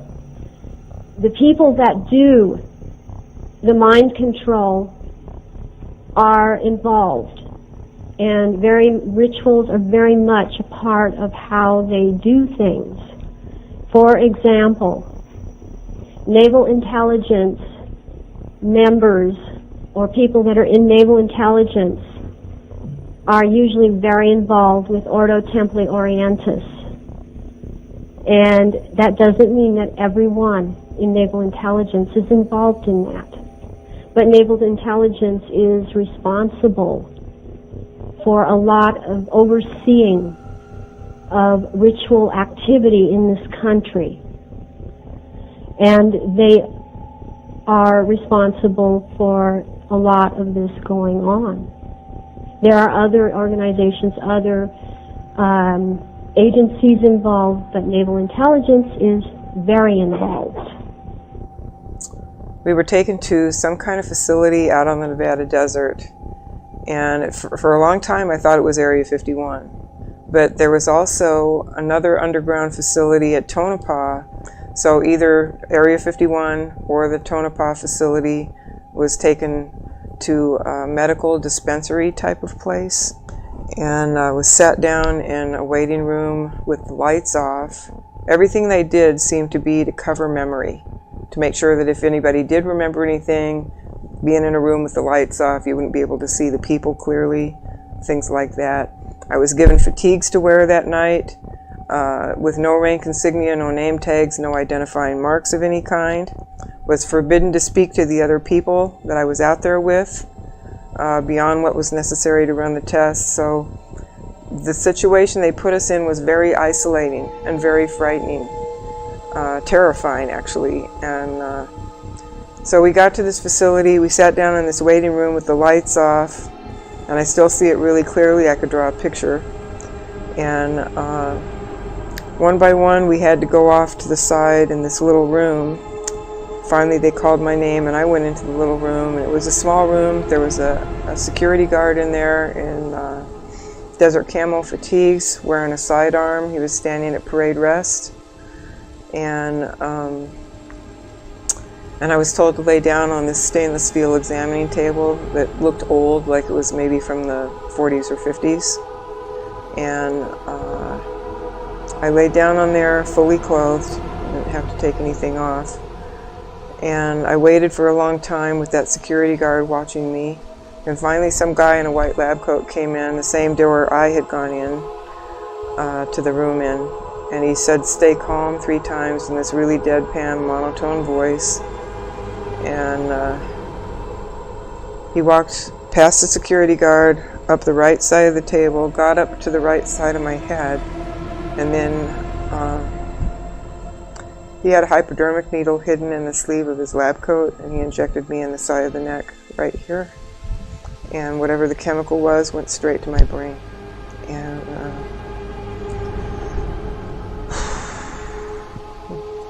so I'm kind of in shock from whatever this injection's doing to me, because it went straight to the brain, and I was like, you know, in shock. Suddenly there's 2 guys on either side of that table pulling me up by the arms and dragging me off the table and down through this doorway where there was a long flight of stairs going down. And for some reason I remember it as one long flight going down, not switchbacks like a lot of store cases are. It was just straight down. They half carried me, half dragged me down those stairs. And at the bottom of the stairs there was like this little room that had a one-way mirror in it, and I went through the effects of that injection in that room, and I felt like I've described it so many ways down through the years. It It was kind of like feeling like your body's turning to soda pop fizz or beer foam. It's just like, you know, when your leg goes to sleep and it comes back and there's all the pins and needles and tingling and everything else like that. It was like that was happening to my whole body. But super duper intense, pins and needles. And I just curled up on the floor and just screamed because it was just doing this number on me, you know. And I felt like I was coming apart somehow. I don't know why or how I thought that, but that's how my body felt. It felt like it was just going to come apart and run down a drain in the floor. And I had a feeling that because that mirrored thing on the wall, I think it was a one-way mirror, and they were looking at me through the mirror to watch me go through the effects of this. And I've racked my brain to try to come up with some idea of what this injection was and what it was for. And the only thing I've been able to come up with is maybe they were trying to create a chemical version of ascension. One of the technologies that I was exposed to while in the MyLab programs were the chemical cocktails they would use on us. They would use them to enhance us in many different ways. Some of the ways that we would be enhanced would be if they discovered we had an intuitive empath ability. There was a cocktail that they would give us that would enhance it, make it many-fold stronger. They would also give cocktails to people that would have hormones in them that would make them stronger, faster, and think quicker. A major part of the program was that when you started, they were not quite sure where they would send you. A lot of the kids that were in these programs, they would end up in different syndicates here on the Earth working for the Cabal, and a small percentage, very small, when you end up going into the secret space program. Certain children were picked who had certain DNA, and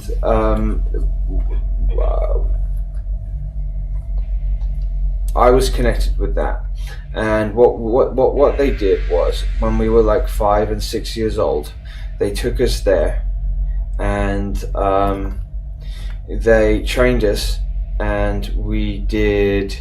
We learned and we trained and we did all sorts of operations when we were there.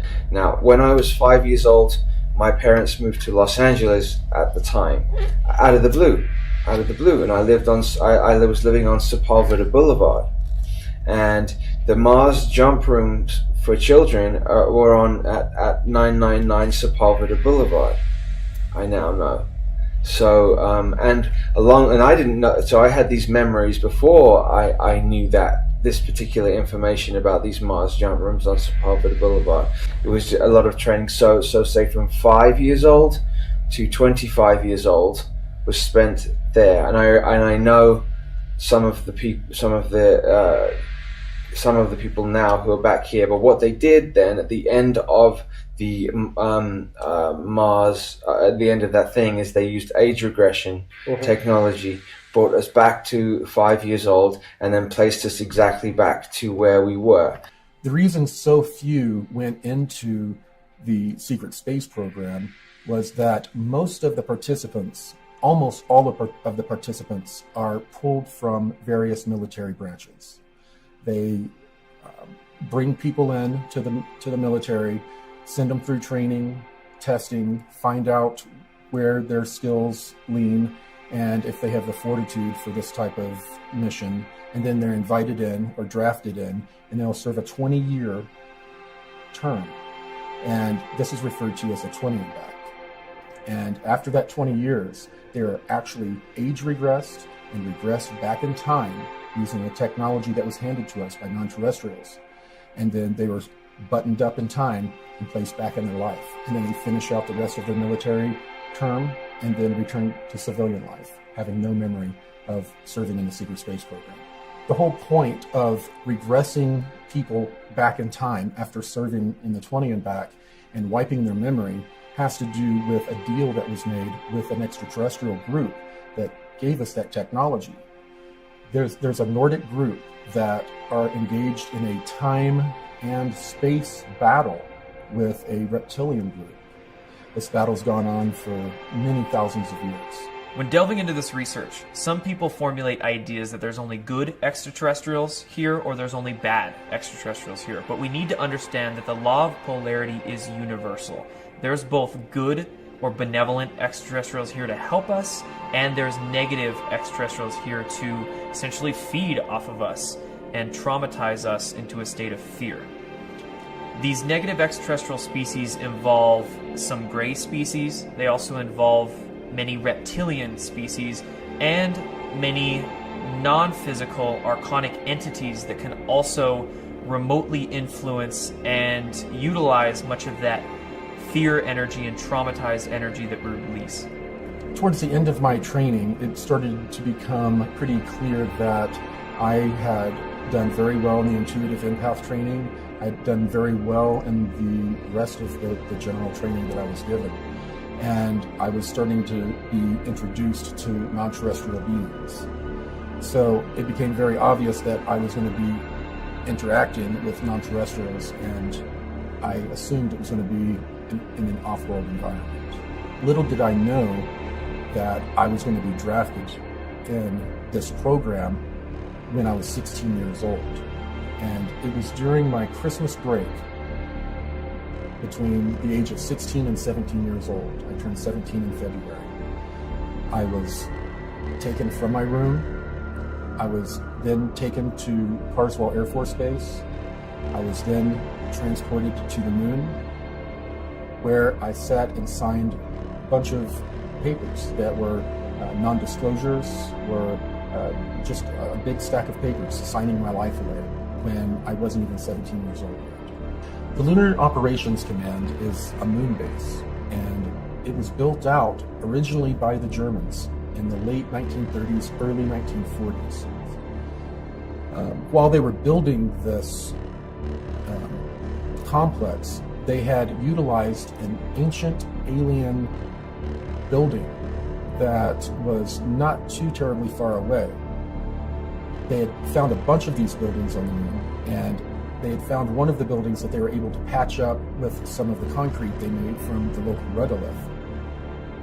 They then were able to pressurize it and use it as a base of operations while they built out the Lunar Operation Command. After a number of years, and after Operation Paperclip, it served its purpose and integrated the Nazis into the military-industrial complex, the LOC was handed over to the Americans. When approaching the moon from Earth in an electrogravitic craft, you will find the moon will be at a distance, and then it will grow very quickly in front of you. And then the next thing you know, you are above the surface. You will then fly in the electrogravitic craft at breakneck speeds, except you don't feel inertia. You find yourself hugging maybe 90 feet, 300 feet above the lunar surface, going at incredible speeds until you reach a crater. And then you find yourself orbiting a crater. The person piloting the craft radios in, requesting permission to land. You don't see anywhere to land. All of a sudden, a little haze kind of occurs, and then there's a base. It's the Lunar Operation Command. And as you fly down and over, there is a control tower where they control the air traffic. As you fly around this base to make your final approach, you see a secondary crater.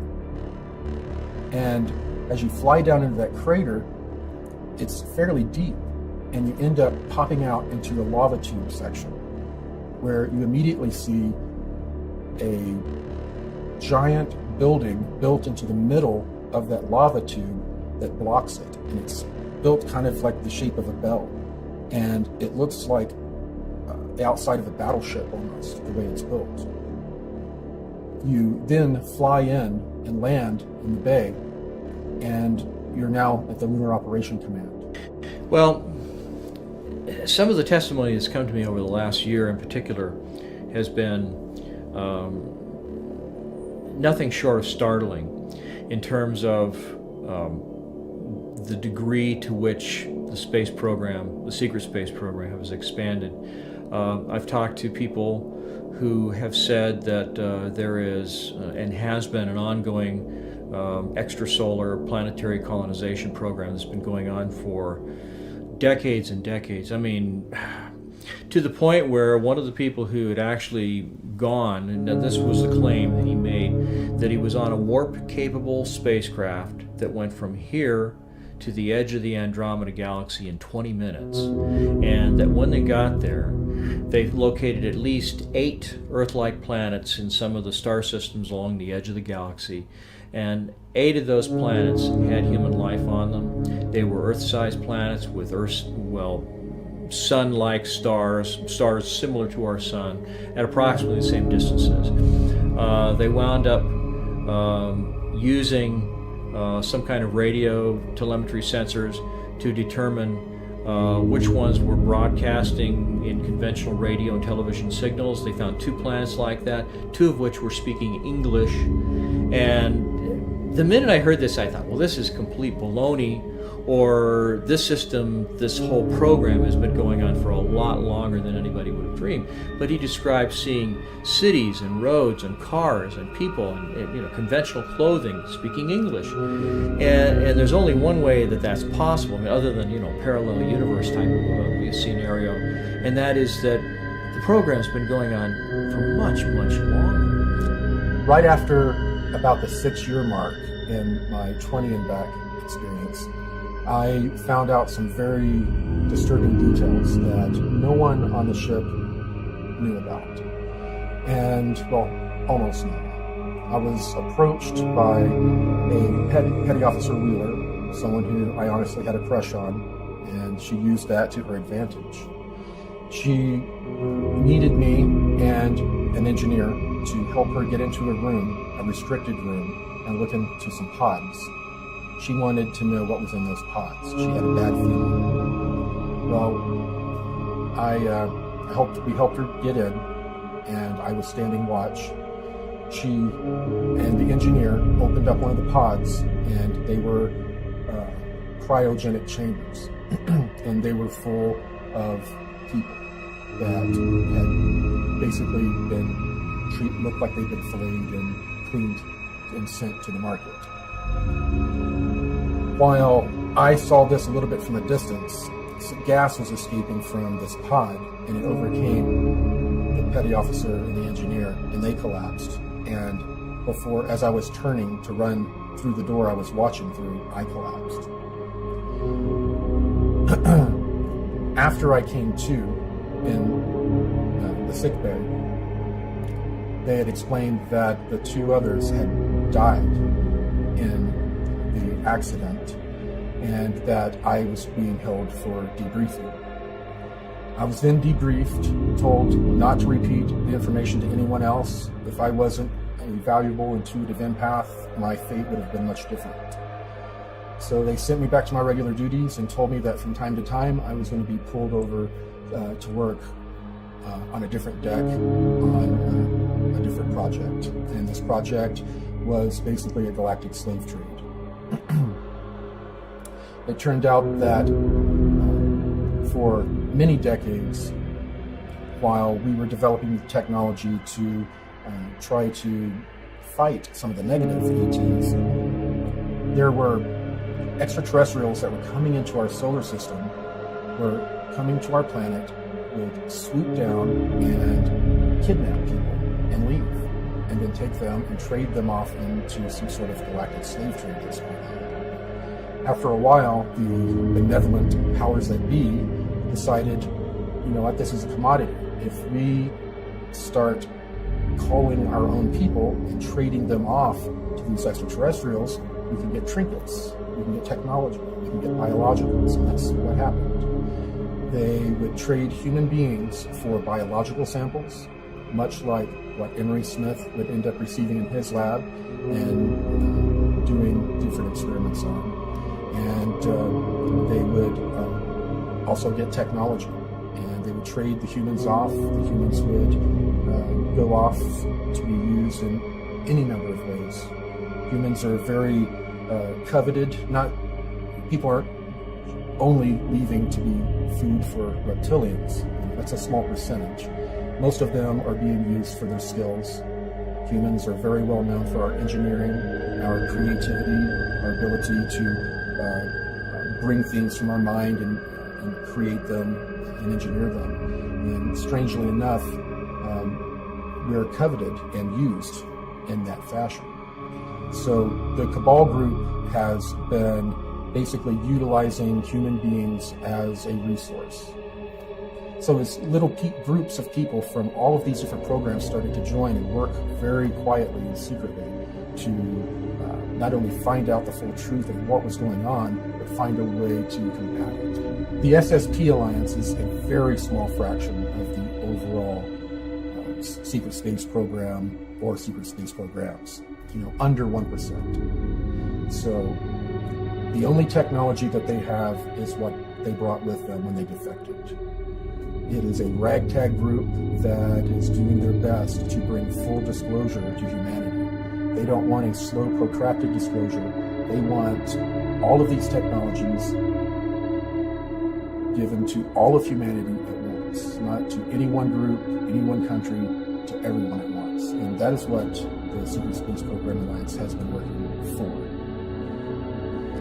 The collective story that these insiders have shared with me is much bigger than where the UFO community had been going up until then, and thus it has utterly revolutionized the whole basic discussion of what everyone is now talking about. Whether they agree with it or not, everyone has had to deal with the concept of the secret space program.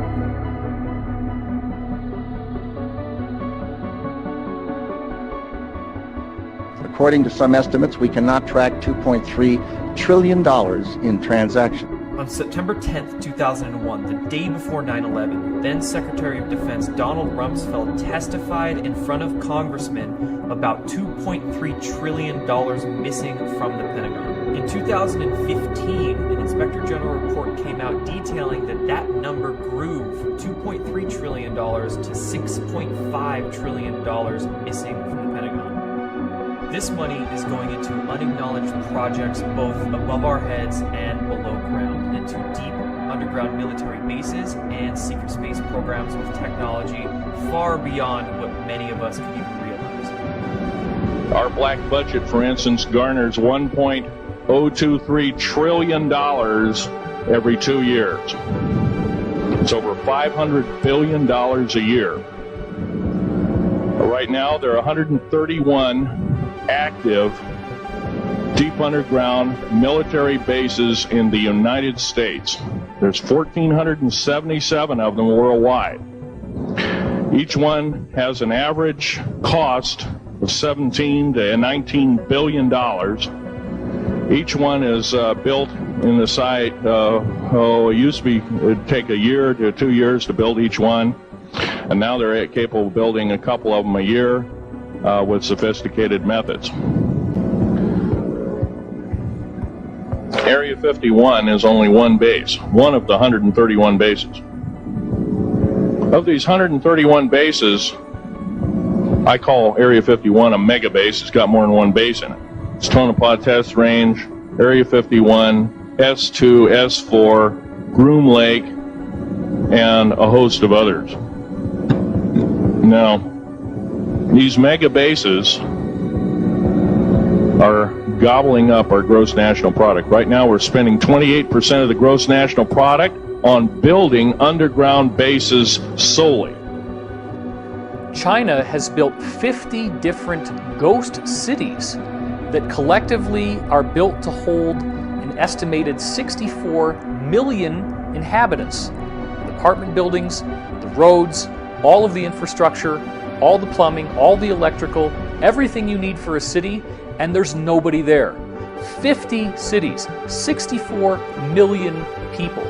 Now remember, China's gross domestic product is $11.2 trillion. They're not even spending a majority of their gross domestic product on these ghost cities, and yet they have the money to do it. It's only cost them a few $1 trillion. So once you start thinking about it that way, you start to see how much money $1,000 billion really is. $1 billion is a lot. If you're a billionaire, you can do anything you want.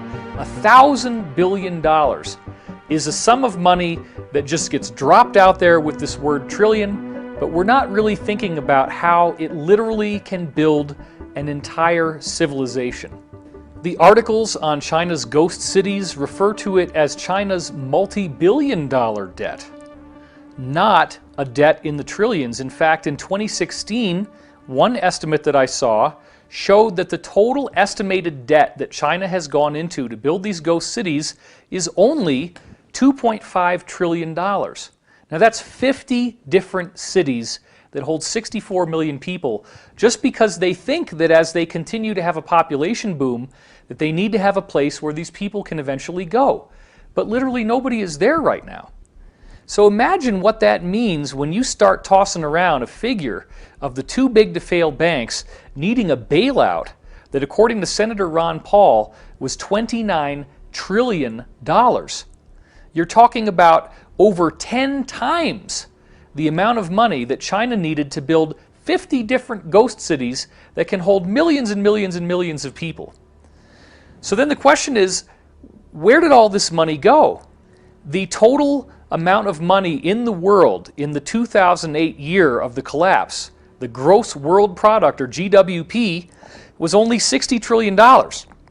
So the theft of $29 trillion from the printed out of hot air US dollar is half of the wealth of the entire world. Try to wrap your head around this, because what I'm telling you is, from all the insiders I've been speaking to for the last 20 years, they are building civilizations. It's just not above ground where we see it on the surface of the planet. There is vast amounts of underground drilling. There are huge caverns, 20, 30 miles wide, that they've built out into gorgeous, elaborate cities, and they're building entire civilizations on planets and moons in our solar system. This is where the money is going. Well, I have a copy of the Inspector General Act here in front of me, and it says, among other things, that it's your responsibility to conduct and supervise audits and investigations relating to the programs and operations of your agency. That's correct. So I'm asking you if your agency has, in fact, according to Bloomberg, extended $9 trillion in credit, which, by the way, works out to $30,000 for every single man, woman, and child in this country. I'd like to know, if you're not responsible for investigating that, who is? At this point, we're conducting our lending facility project at a fairly high level and have not gotten to a specific level of detail to really be in a position to respond to your question. Have you conducted any investigation or auditing of the losses that the Federal Reserve has experienced on its lending since last September? We're still in the process of conducting that review. Until we actually, go out and gather the information, I'm not in a position to really respond to the specific question. So are you telling me that nobody at the Federal Reserve is keeping track on a regular basis of the losses that it incurs on what is now a $2 trillion portfolio? Until we actually look at the program and have the information, we are not in a position to say whether there are losses or to respond in any other way to that. Mr. Chairman, my time is up, but I have to tell you honestly, I am shocked to find out that nobody at the Federal Reserve, including the Inspector General, is keeping track of this. What's amazing is that right now we're seeing the very first audit of the Pentagon ever. And this audit could very well begin to expose the trillions and trillions, upwards of even 21 trillion, if not more money than that, begin to be exposed. And we might even find out very soon where all this money actually went. Let's go back now to the LIBOR scandal that happened in the wake of the 2008 economic collapse. LIBOR is an acronym that stands for London Interbank Offered Rate. And what we're finding is that these too big to fail banks are only appearing to be in competition with each other. The LIBOR scandal revealed that these guys are calling each other on the phone, colluding about how to rig their own interest rates so that one appears to be winning, one appears to be losing, but they're actually like branch offices of a single larger corporation. All of the apparent competition, oh, these guys' stock is going down, oh, it's a bloodbath. No. They're doing all this together. They're competing only on paper when in fact it's collusion. This is financial organized crime on such a massive scale. How can you arrest all the banks? They're too big to fail. This gets into a law that was passed in the United States in 1970 called the RICO Act, which stands for Racketeer, Influenced, and Corrupt Organizations. And that act was built to be able to take down massively organized crime. None of this really makes sense until you get back into the idea of the Federal Reserve System. Now, up until the Federal Reserve was founded in 1913, the United States essentially was in control of its own currency. This same banking cartel that we've been talking about worked behind the scenes to create a series of fake economic crises in the late 1800s and early 1900s, which caused regular Americans to have their savings wiped out. This became such a crisis that people were desperately calling for reform. And then the government comes along and says, look, we're bribed, corrupt politicians. We don't really know what we're doing. They have spokespeople saying these kinds of things in the media. Let's bring in the investors. Let's bring in the British bankers, the people who really know how to make money. They've been doing it for a long time. They're not just going to hold an office for a few years and go disappear. They are the guys who really understand how to run a financial system. So what did we do? We handed over the issuance of American currency to a private corporation of private bankers.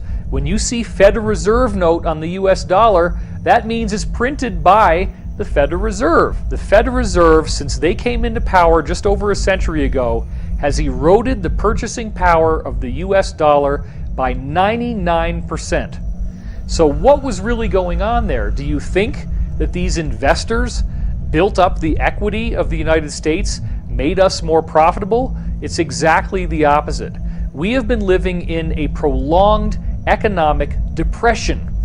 They just don't call it that because the metrics that we use to measure the economy are coming from a rigged system, just like we saw with LIBOR. Don't bother to look at the Dow Jones. Don't bother to look at the NASDAQ. That has nothing to do with the reality of everyone else and how hard it has become to earn a living. The complete wiping out of the middle class. You have rich and you have poor. And even among the rich, you then have super rich people where a concentrated small cluster of individuals have so much wealth that it could feed entire nations, entire peoples. So this is something that is an economic inequality that must be addressed. And the only way that we're ever really going to learn this is by a collective, massive understanding. I say the elite powers in control, which is really the same as these central banking dynasties that are basically sitting over the nations. They are a form of global government, except that they are not government at all. They're just dominants. They are dominants. They are the ones that issue the orders to all the nations. As we saw clearly in 1947, after Roswell, we saw these elite powers in control issue these orders to all the nations that anything real that comes up in regards to alien visitors or UFOs must immediately be covered up at all costs, no matter what.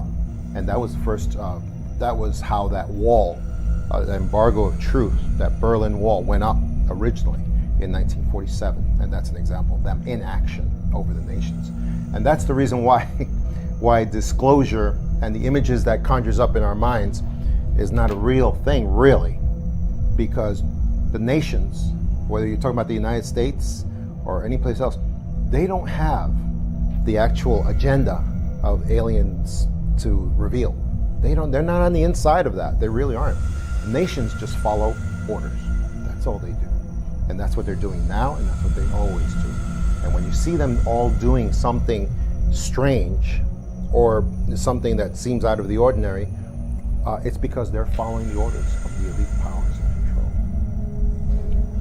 We stand at the birth of a new millennium, ready to unlock the mysteries of space, to free the Earth from the miseries of disease, and to harness the energies, industries, and technologies of tomorrow. A new national pride will stir our souls, lift our sights, and heal our divisions. It's time to remember that old wisdom our soldiers will never forget. that whether we are black or brown or white, we all bleed the same red blood of patriots.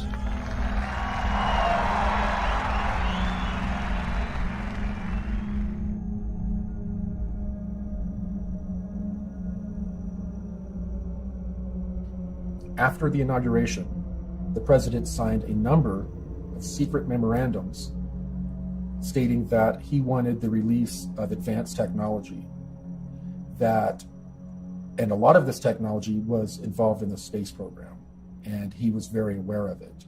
We know that President Trump is aware of advanced technologies because his uncle was the one who went in and cleared out the safe of Tesla after his death. So we are fairly sure that President Trump grew up bouncing on his uncle's knee, hearing stories of free energy. Aside from the Secret Space Program Alliance, we have a different alliance. It is made up of all of these countries that have been fighting against this cabal for 50 years or so.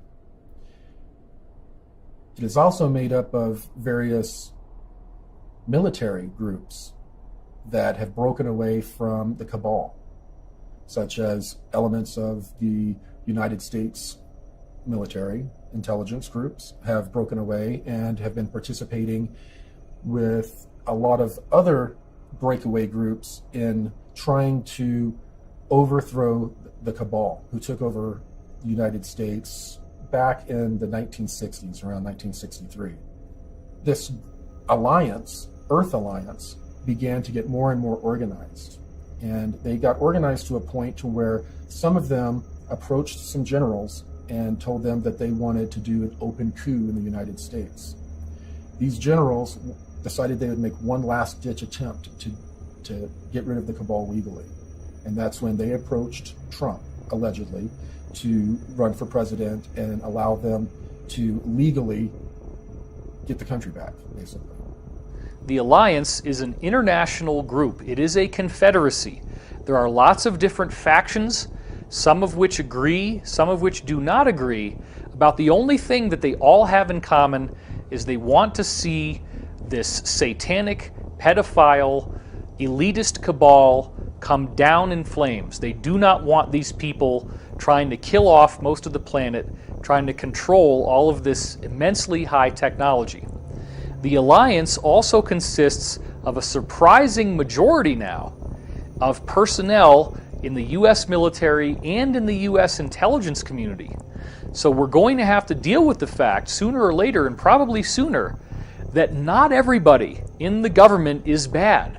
This is part of the psyop that was put out through movies and through media to get us to completely distrust all levels of society, all of the institutions, so that no one will ever be able to oppose these people. You're not going to do this by a bunch of keyboard warriors on the internet. They're not going to actually take the solid action that needs to be taken. What you do need to see is what we now are counting up in August 2018 as 45,000 sealed indictments. Now this is on the official U.S. government court record. You can go to the pacer.gov website, which lists all of the lawsuits and all of the indictments filed in all of the different districts in America, and just count up the sealed indictments. The official count, the undisputed count, is 45,000, and the normal number for any given year is approximately 1,000. Now this is a very, very big story that people are really not seeing exactly how awesome this is. Let's talk about what do you have to do to get a sealed indictment. Okay, a sealed indictment is the result of a secret grand jury proceeding. Now what is a secret grand jury? A secret grand jury requires a panel of 12 to 23 U.S. citizens who are then given information and testimony from a prosecutor. The prosecutor is prosecuting a particular individual who is not invited to the proceedings, has no idea this is going on. And in legal terms, that's called ex parte. So he or she is testified against by the prosecutor, and then the jury has to decide if there is sufficient cause to prosecute this person with a crime, in which case they file a sealed indictment. The indictment stays off the record. You don't get to know the person's name until they unseal it, at which point the person is immediately arrested. And then they get to have the regular trial by jury with a judge. But you have to understand that the prosecutor is either a federal U.S. attorney, a county district attorney, or a state attorney general. These are big, big league players. This is not some attorney that you hire in Podunk, okay? These are major players creating major indictments. And the reason why they do it this way is that they're prosecuting organized crime. Typically that's what it is. They're prosecuting a larger ring where they can't indict one person at a time. They have to get all their ducks in a row. They have to line it all up so that when they unseal the indictments, everybody gets arrested at once, and there's no ability for them to tip each other off that something happened so that the rats can flee off of the sinking ship. They all get nailed at once.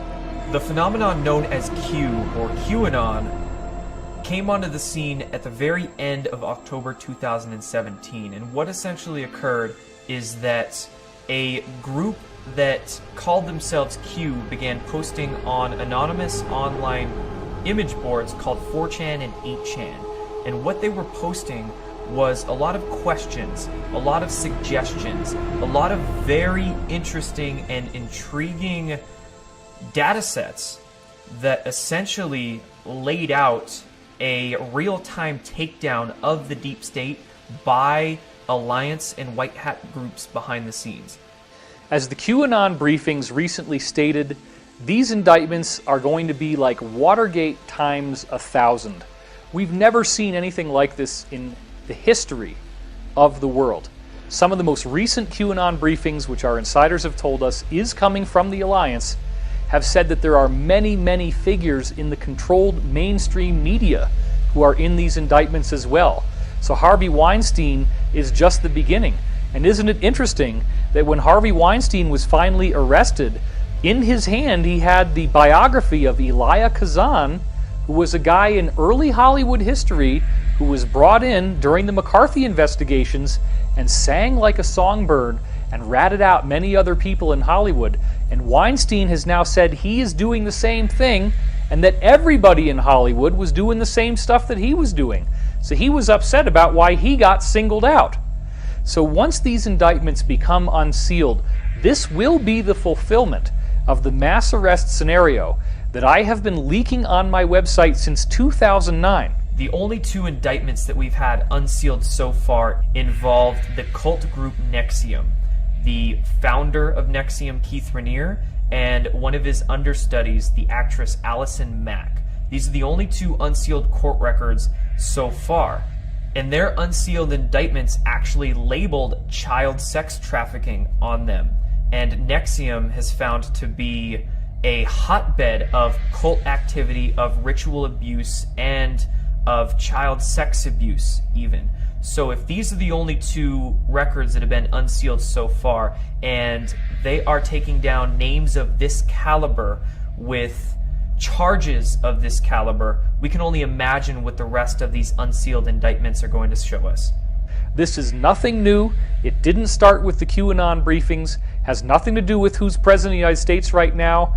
This is a decades-long effort in the making, and they have tried and tried and tried in various ways to get this to work. They've had consistent failures, and now they're being much more systematic and much more methodical. It's all going to be done legally.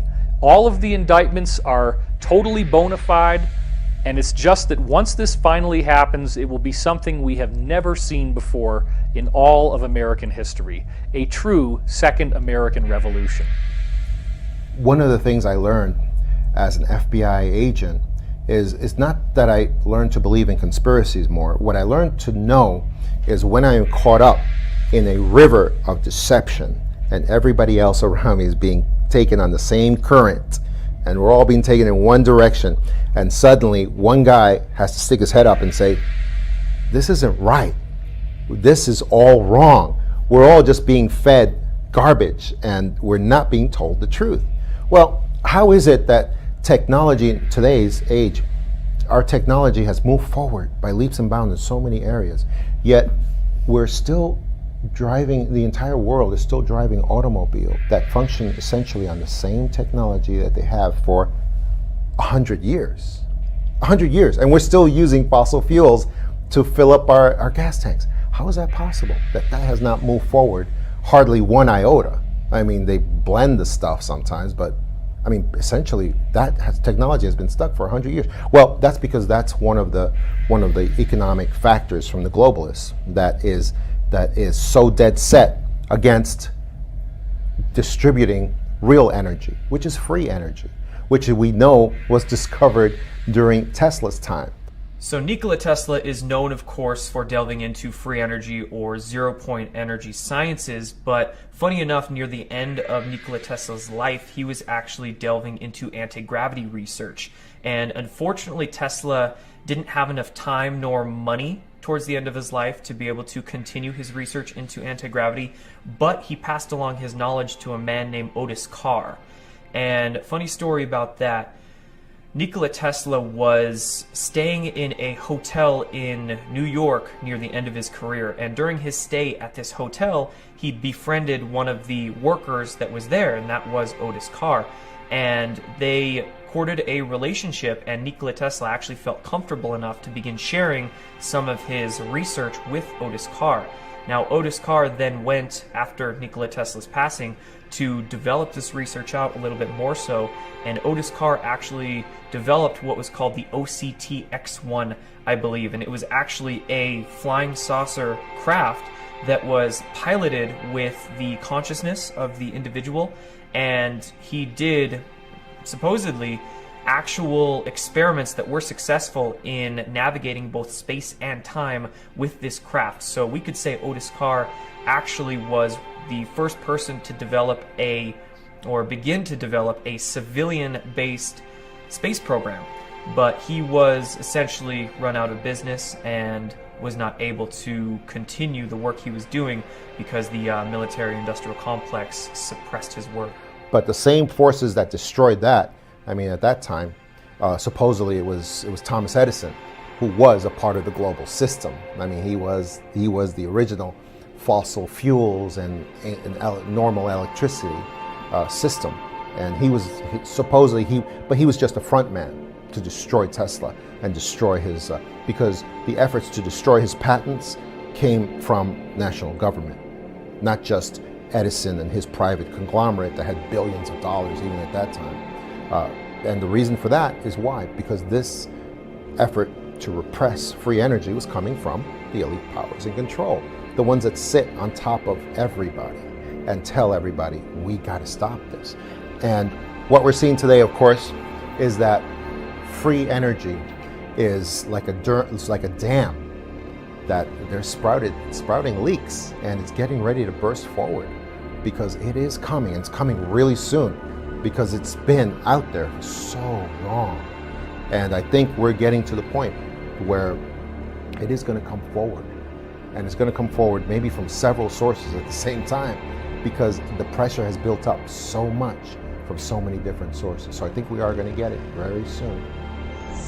I was asked to give a paper at Vandenberg Air Force Base to the American Institute of Aeronautics and Astronautics.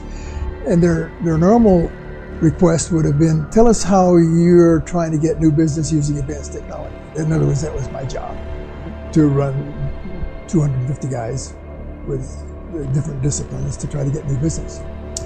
But instead, I surprised them by saying, I want to give a talk called The Giant Discoveries of Future Science.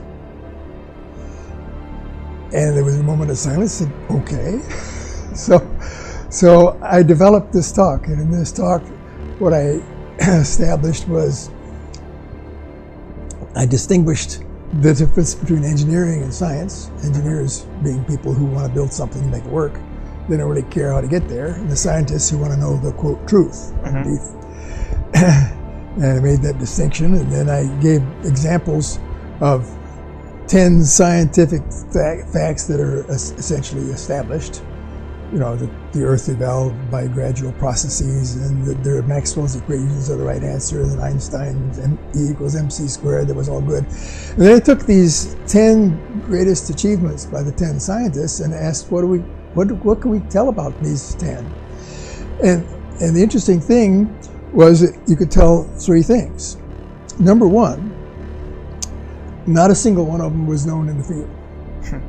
Number 2, every single one of them had been criticized by their peers as being stupid or charlatans. And number 3, the average age was 23 when they made their discovery. So I took that thought and wrote down a list of what I thought were the 12 greatest discoveries of the future that we had to attack. And the first one was how the UFOs work. The second was time travel. Well, not time travel was towards the end, but the processes of the brain and the mind, psychic discoveries, psychokinesis, that sort of thing, and a bunch of those things were on the list. And the amazing thing is that today, in 2017, I am satisfied that my list that I said would maybe, and I give a probability of discovering these things, 20 years from now, my list was essentially already discovered, every single one, including time travel, at the time that I gave this paper. My engine's complete. I rebuilt it. I have the entire package setting and outsourced on the servers around the planet. Upon my death, the servers dump everything onto the web.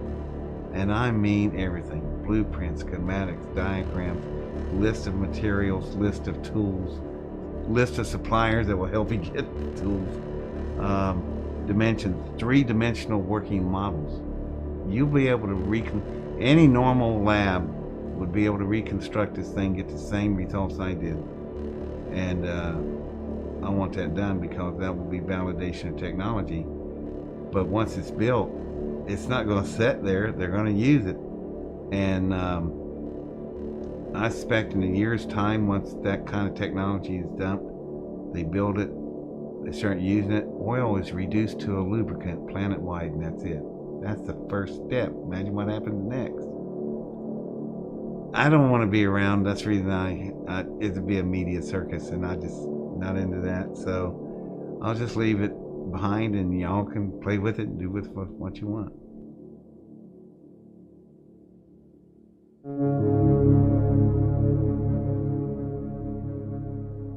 So how do we hear all of this information and not feel disempowered? How does it not feel hopeless? Well, I look back when I start to feel hopeless to the reports of legitimate ET contacts that have occurred in the 40s, 50s, and 60s. In all of those reports, the ETs asked 2 things: grow spiritually or expand your consciousness, and demand the release of suppressed technologies from your governments. Those are the 2 things that we can focus on. If we begin to organize and demand the release of suppressed technologies, they will have no choice. If we focus inwardly on whatever our religion is, becoming the best human being that we can, and expanding our consciousness beyond our comfortable belief systems, when we do those 2 things, we are going to gain the freedom that we desire. I started realizing that the cabal or the Illuminati or whatever you want to call them, they keep us fighting with each other intentionally because they know that the potential in our unified consciousness, should we ever come together and stop fighting with each other, is extremely powerful. And they have been using that energy against us, like farming and managing our consciousness in such a way that we spin out a version of reality from the thoughts they program into us that makes the Matrix, just like in the Matrix films. And so we have made the Matrix that's our prison. We made it from our consciousness and our thought that's been managed, farmed, programmed, and controlled. And if that's true, then we have the power within ourselves to come together and stop fighting with each other and remake the world. And emotion is key. We're not taught anything about how to deal with our emotions in this world. It's like a big black hole, and we just spurt emotional energy all over the place like an out-of-control garden hose. You know, would we waste money like that in most cases? Would we waste gasoline in our car that way? No. Well, we need to look at our emotional energy the same way, because that's the big key. And we have powerful emotions as human beings, and that means a lot of emotional power. But the only way we can wield it is to come together and find our commonalities and build on those, and stop looking at our ideologies that might divide us and our beliefs that might divide us. We've got to come together. We've got to focus on the fact we're all human beings. We all have hearts and souls and conscience. And we need to look at what brings us together, and then we need to take the emotional energy of that love and connection and make that really, really powerful, and then release it intentionally in waves of consciousness, energy, and power that can remake this world and the matrix it's based on in ways that we want for ourselves, for our children, for our grandchildren, for all the animals in the environment. We can remake it just through the power of consciousness. We can get full disclosure just through the power of consciousness. But we can only wield this energy together, and we can only wield it with love for each other and the planet. We're at the early stages of this movement, and every movement, you know, whether we're talking about the civil rights movement, the abolition movement, you know, the women's rights movement, it's always, once it reaches a kind of like a critical mass, then the political changes happen. So this is a very, very compelling story. I do believe that it's time for all of us to take a stand. We cannot simply step back and allow all these things to happen. Even if we don't fully believe everything that the people in this movie and other insiders like them have been saying, it's worthy of our consideration. Can we really afford to be so ignorant as to turn our backs on this information? We don't have the time to sit around and argue about whether this information is true. The planet is dying. We have economic collapse. We have mass starvation.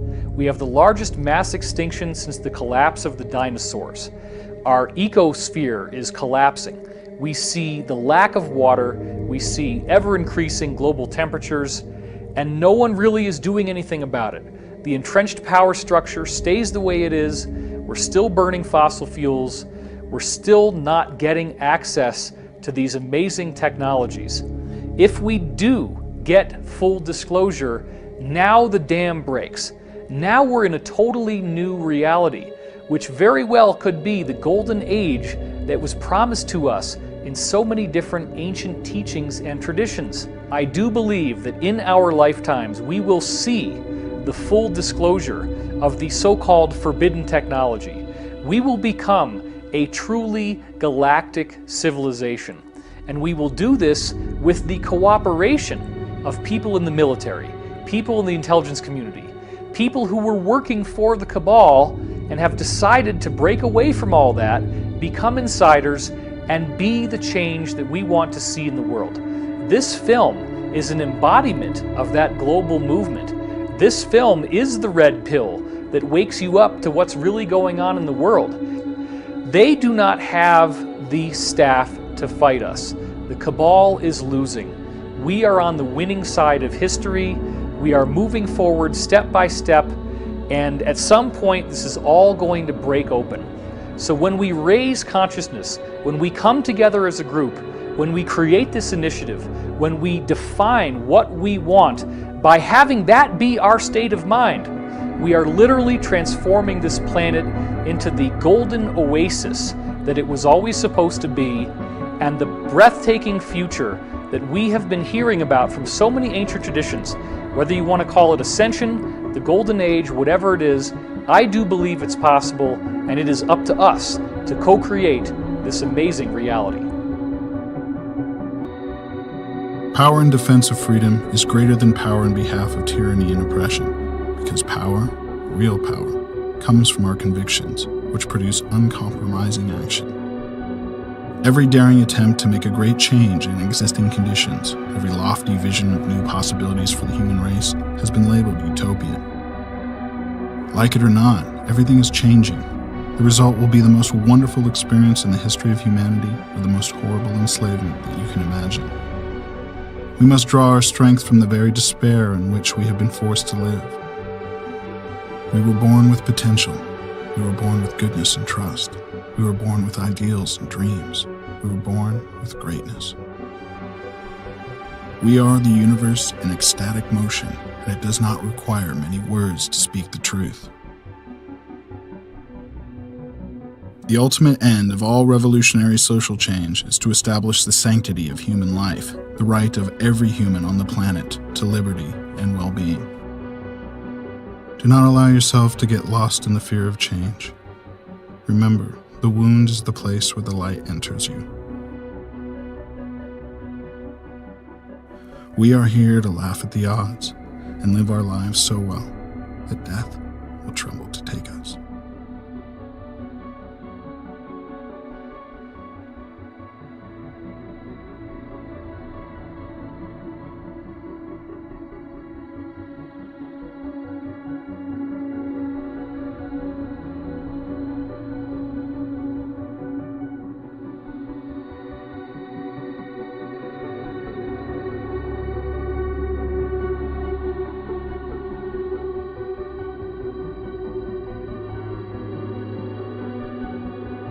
Very importantly, I'm hereby directing the Department of Defense and Pentagon to immediately begin the process necessary to establish a Space Force as the 6th branch of the armed forces. That's a big statement.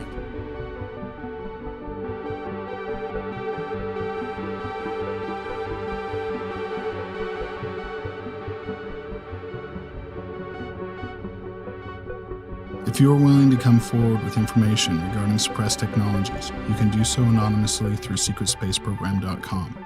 We have end-to-end encrypted communication options available and a Tor site that supports dead drops of any file types.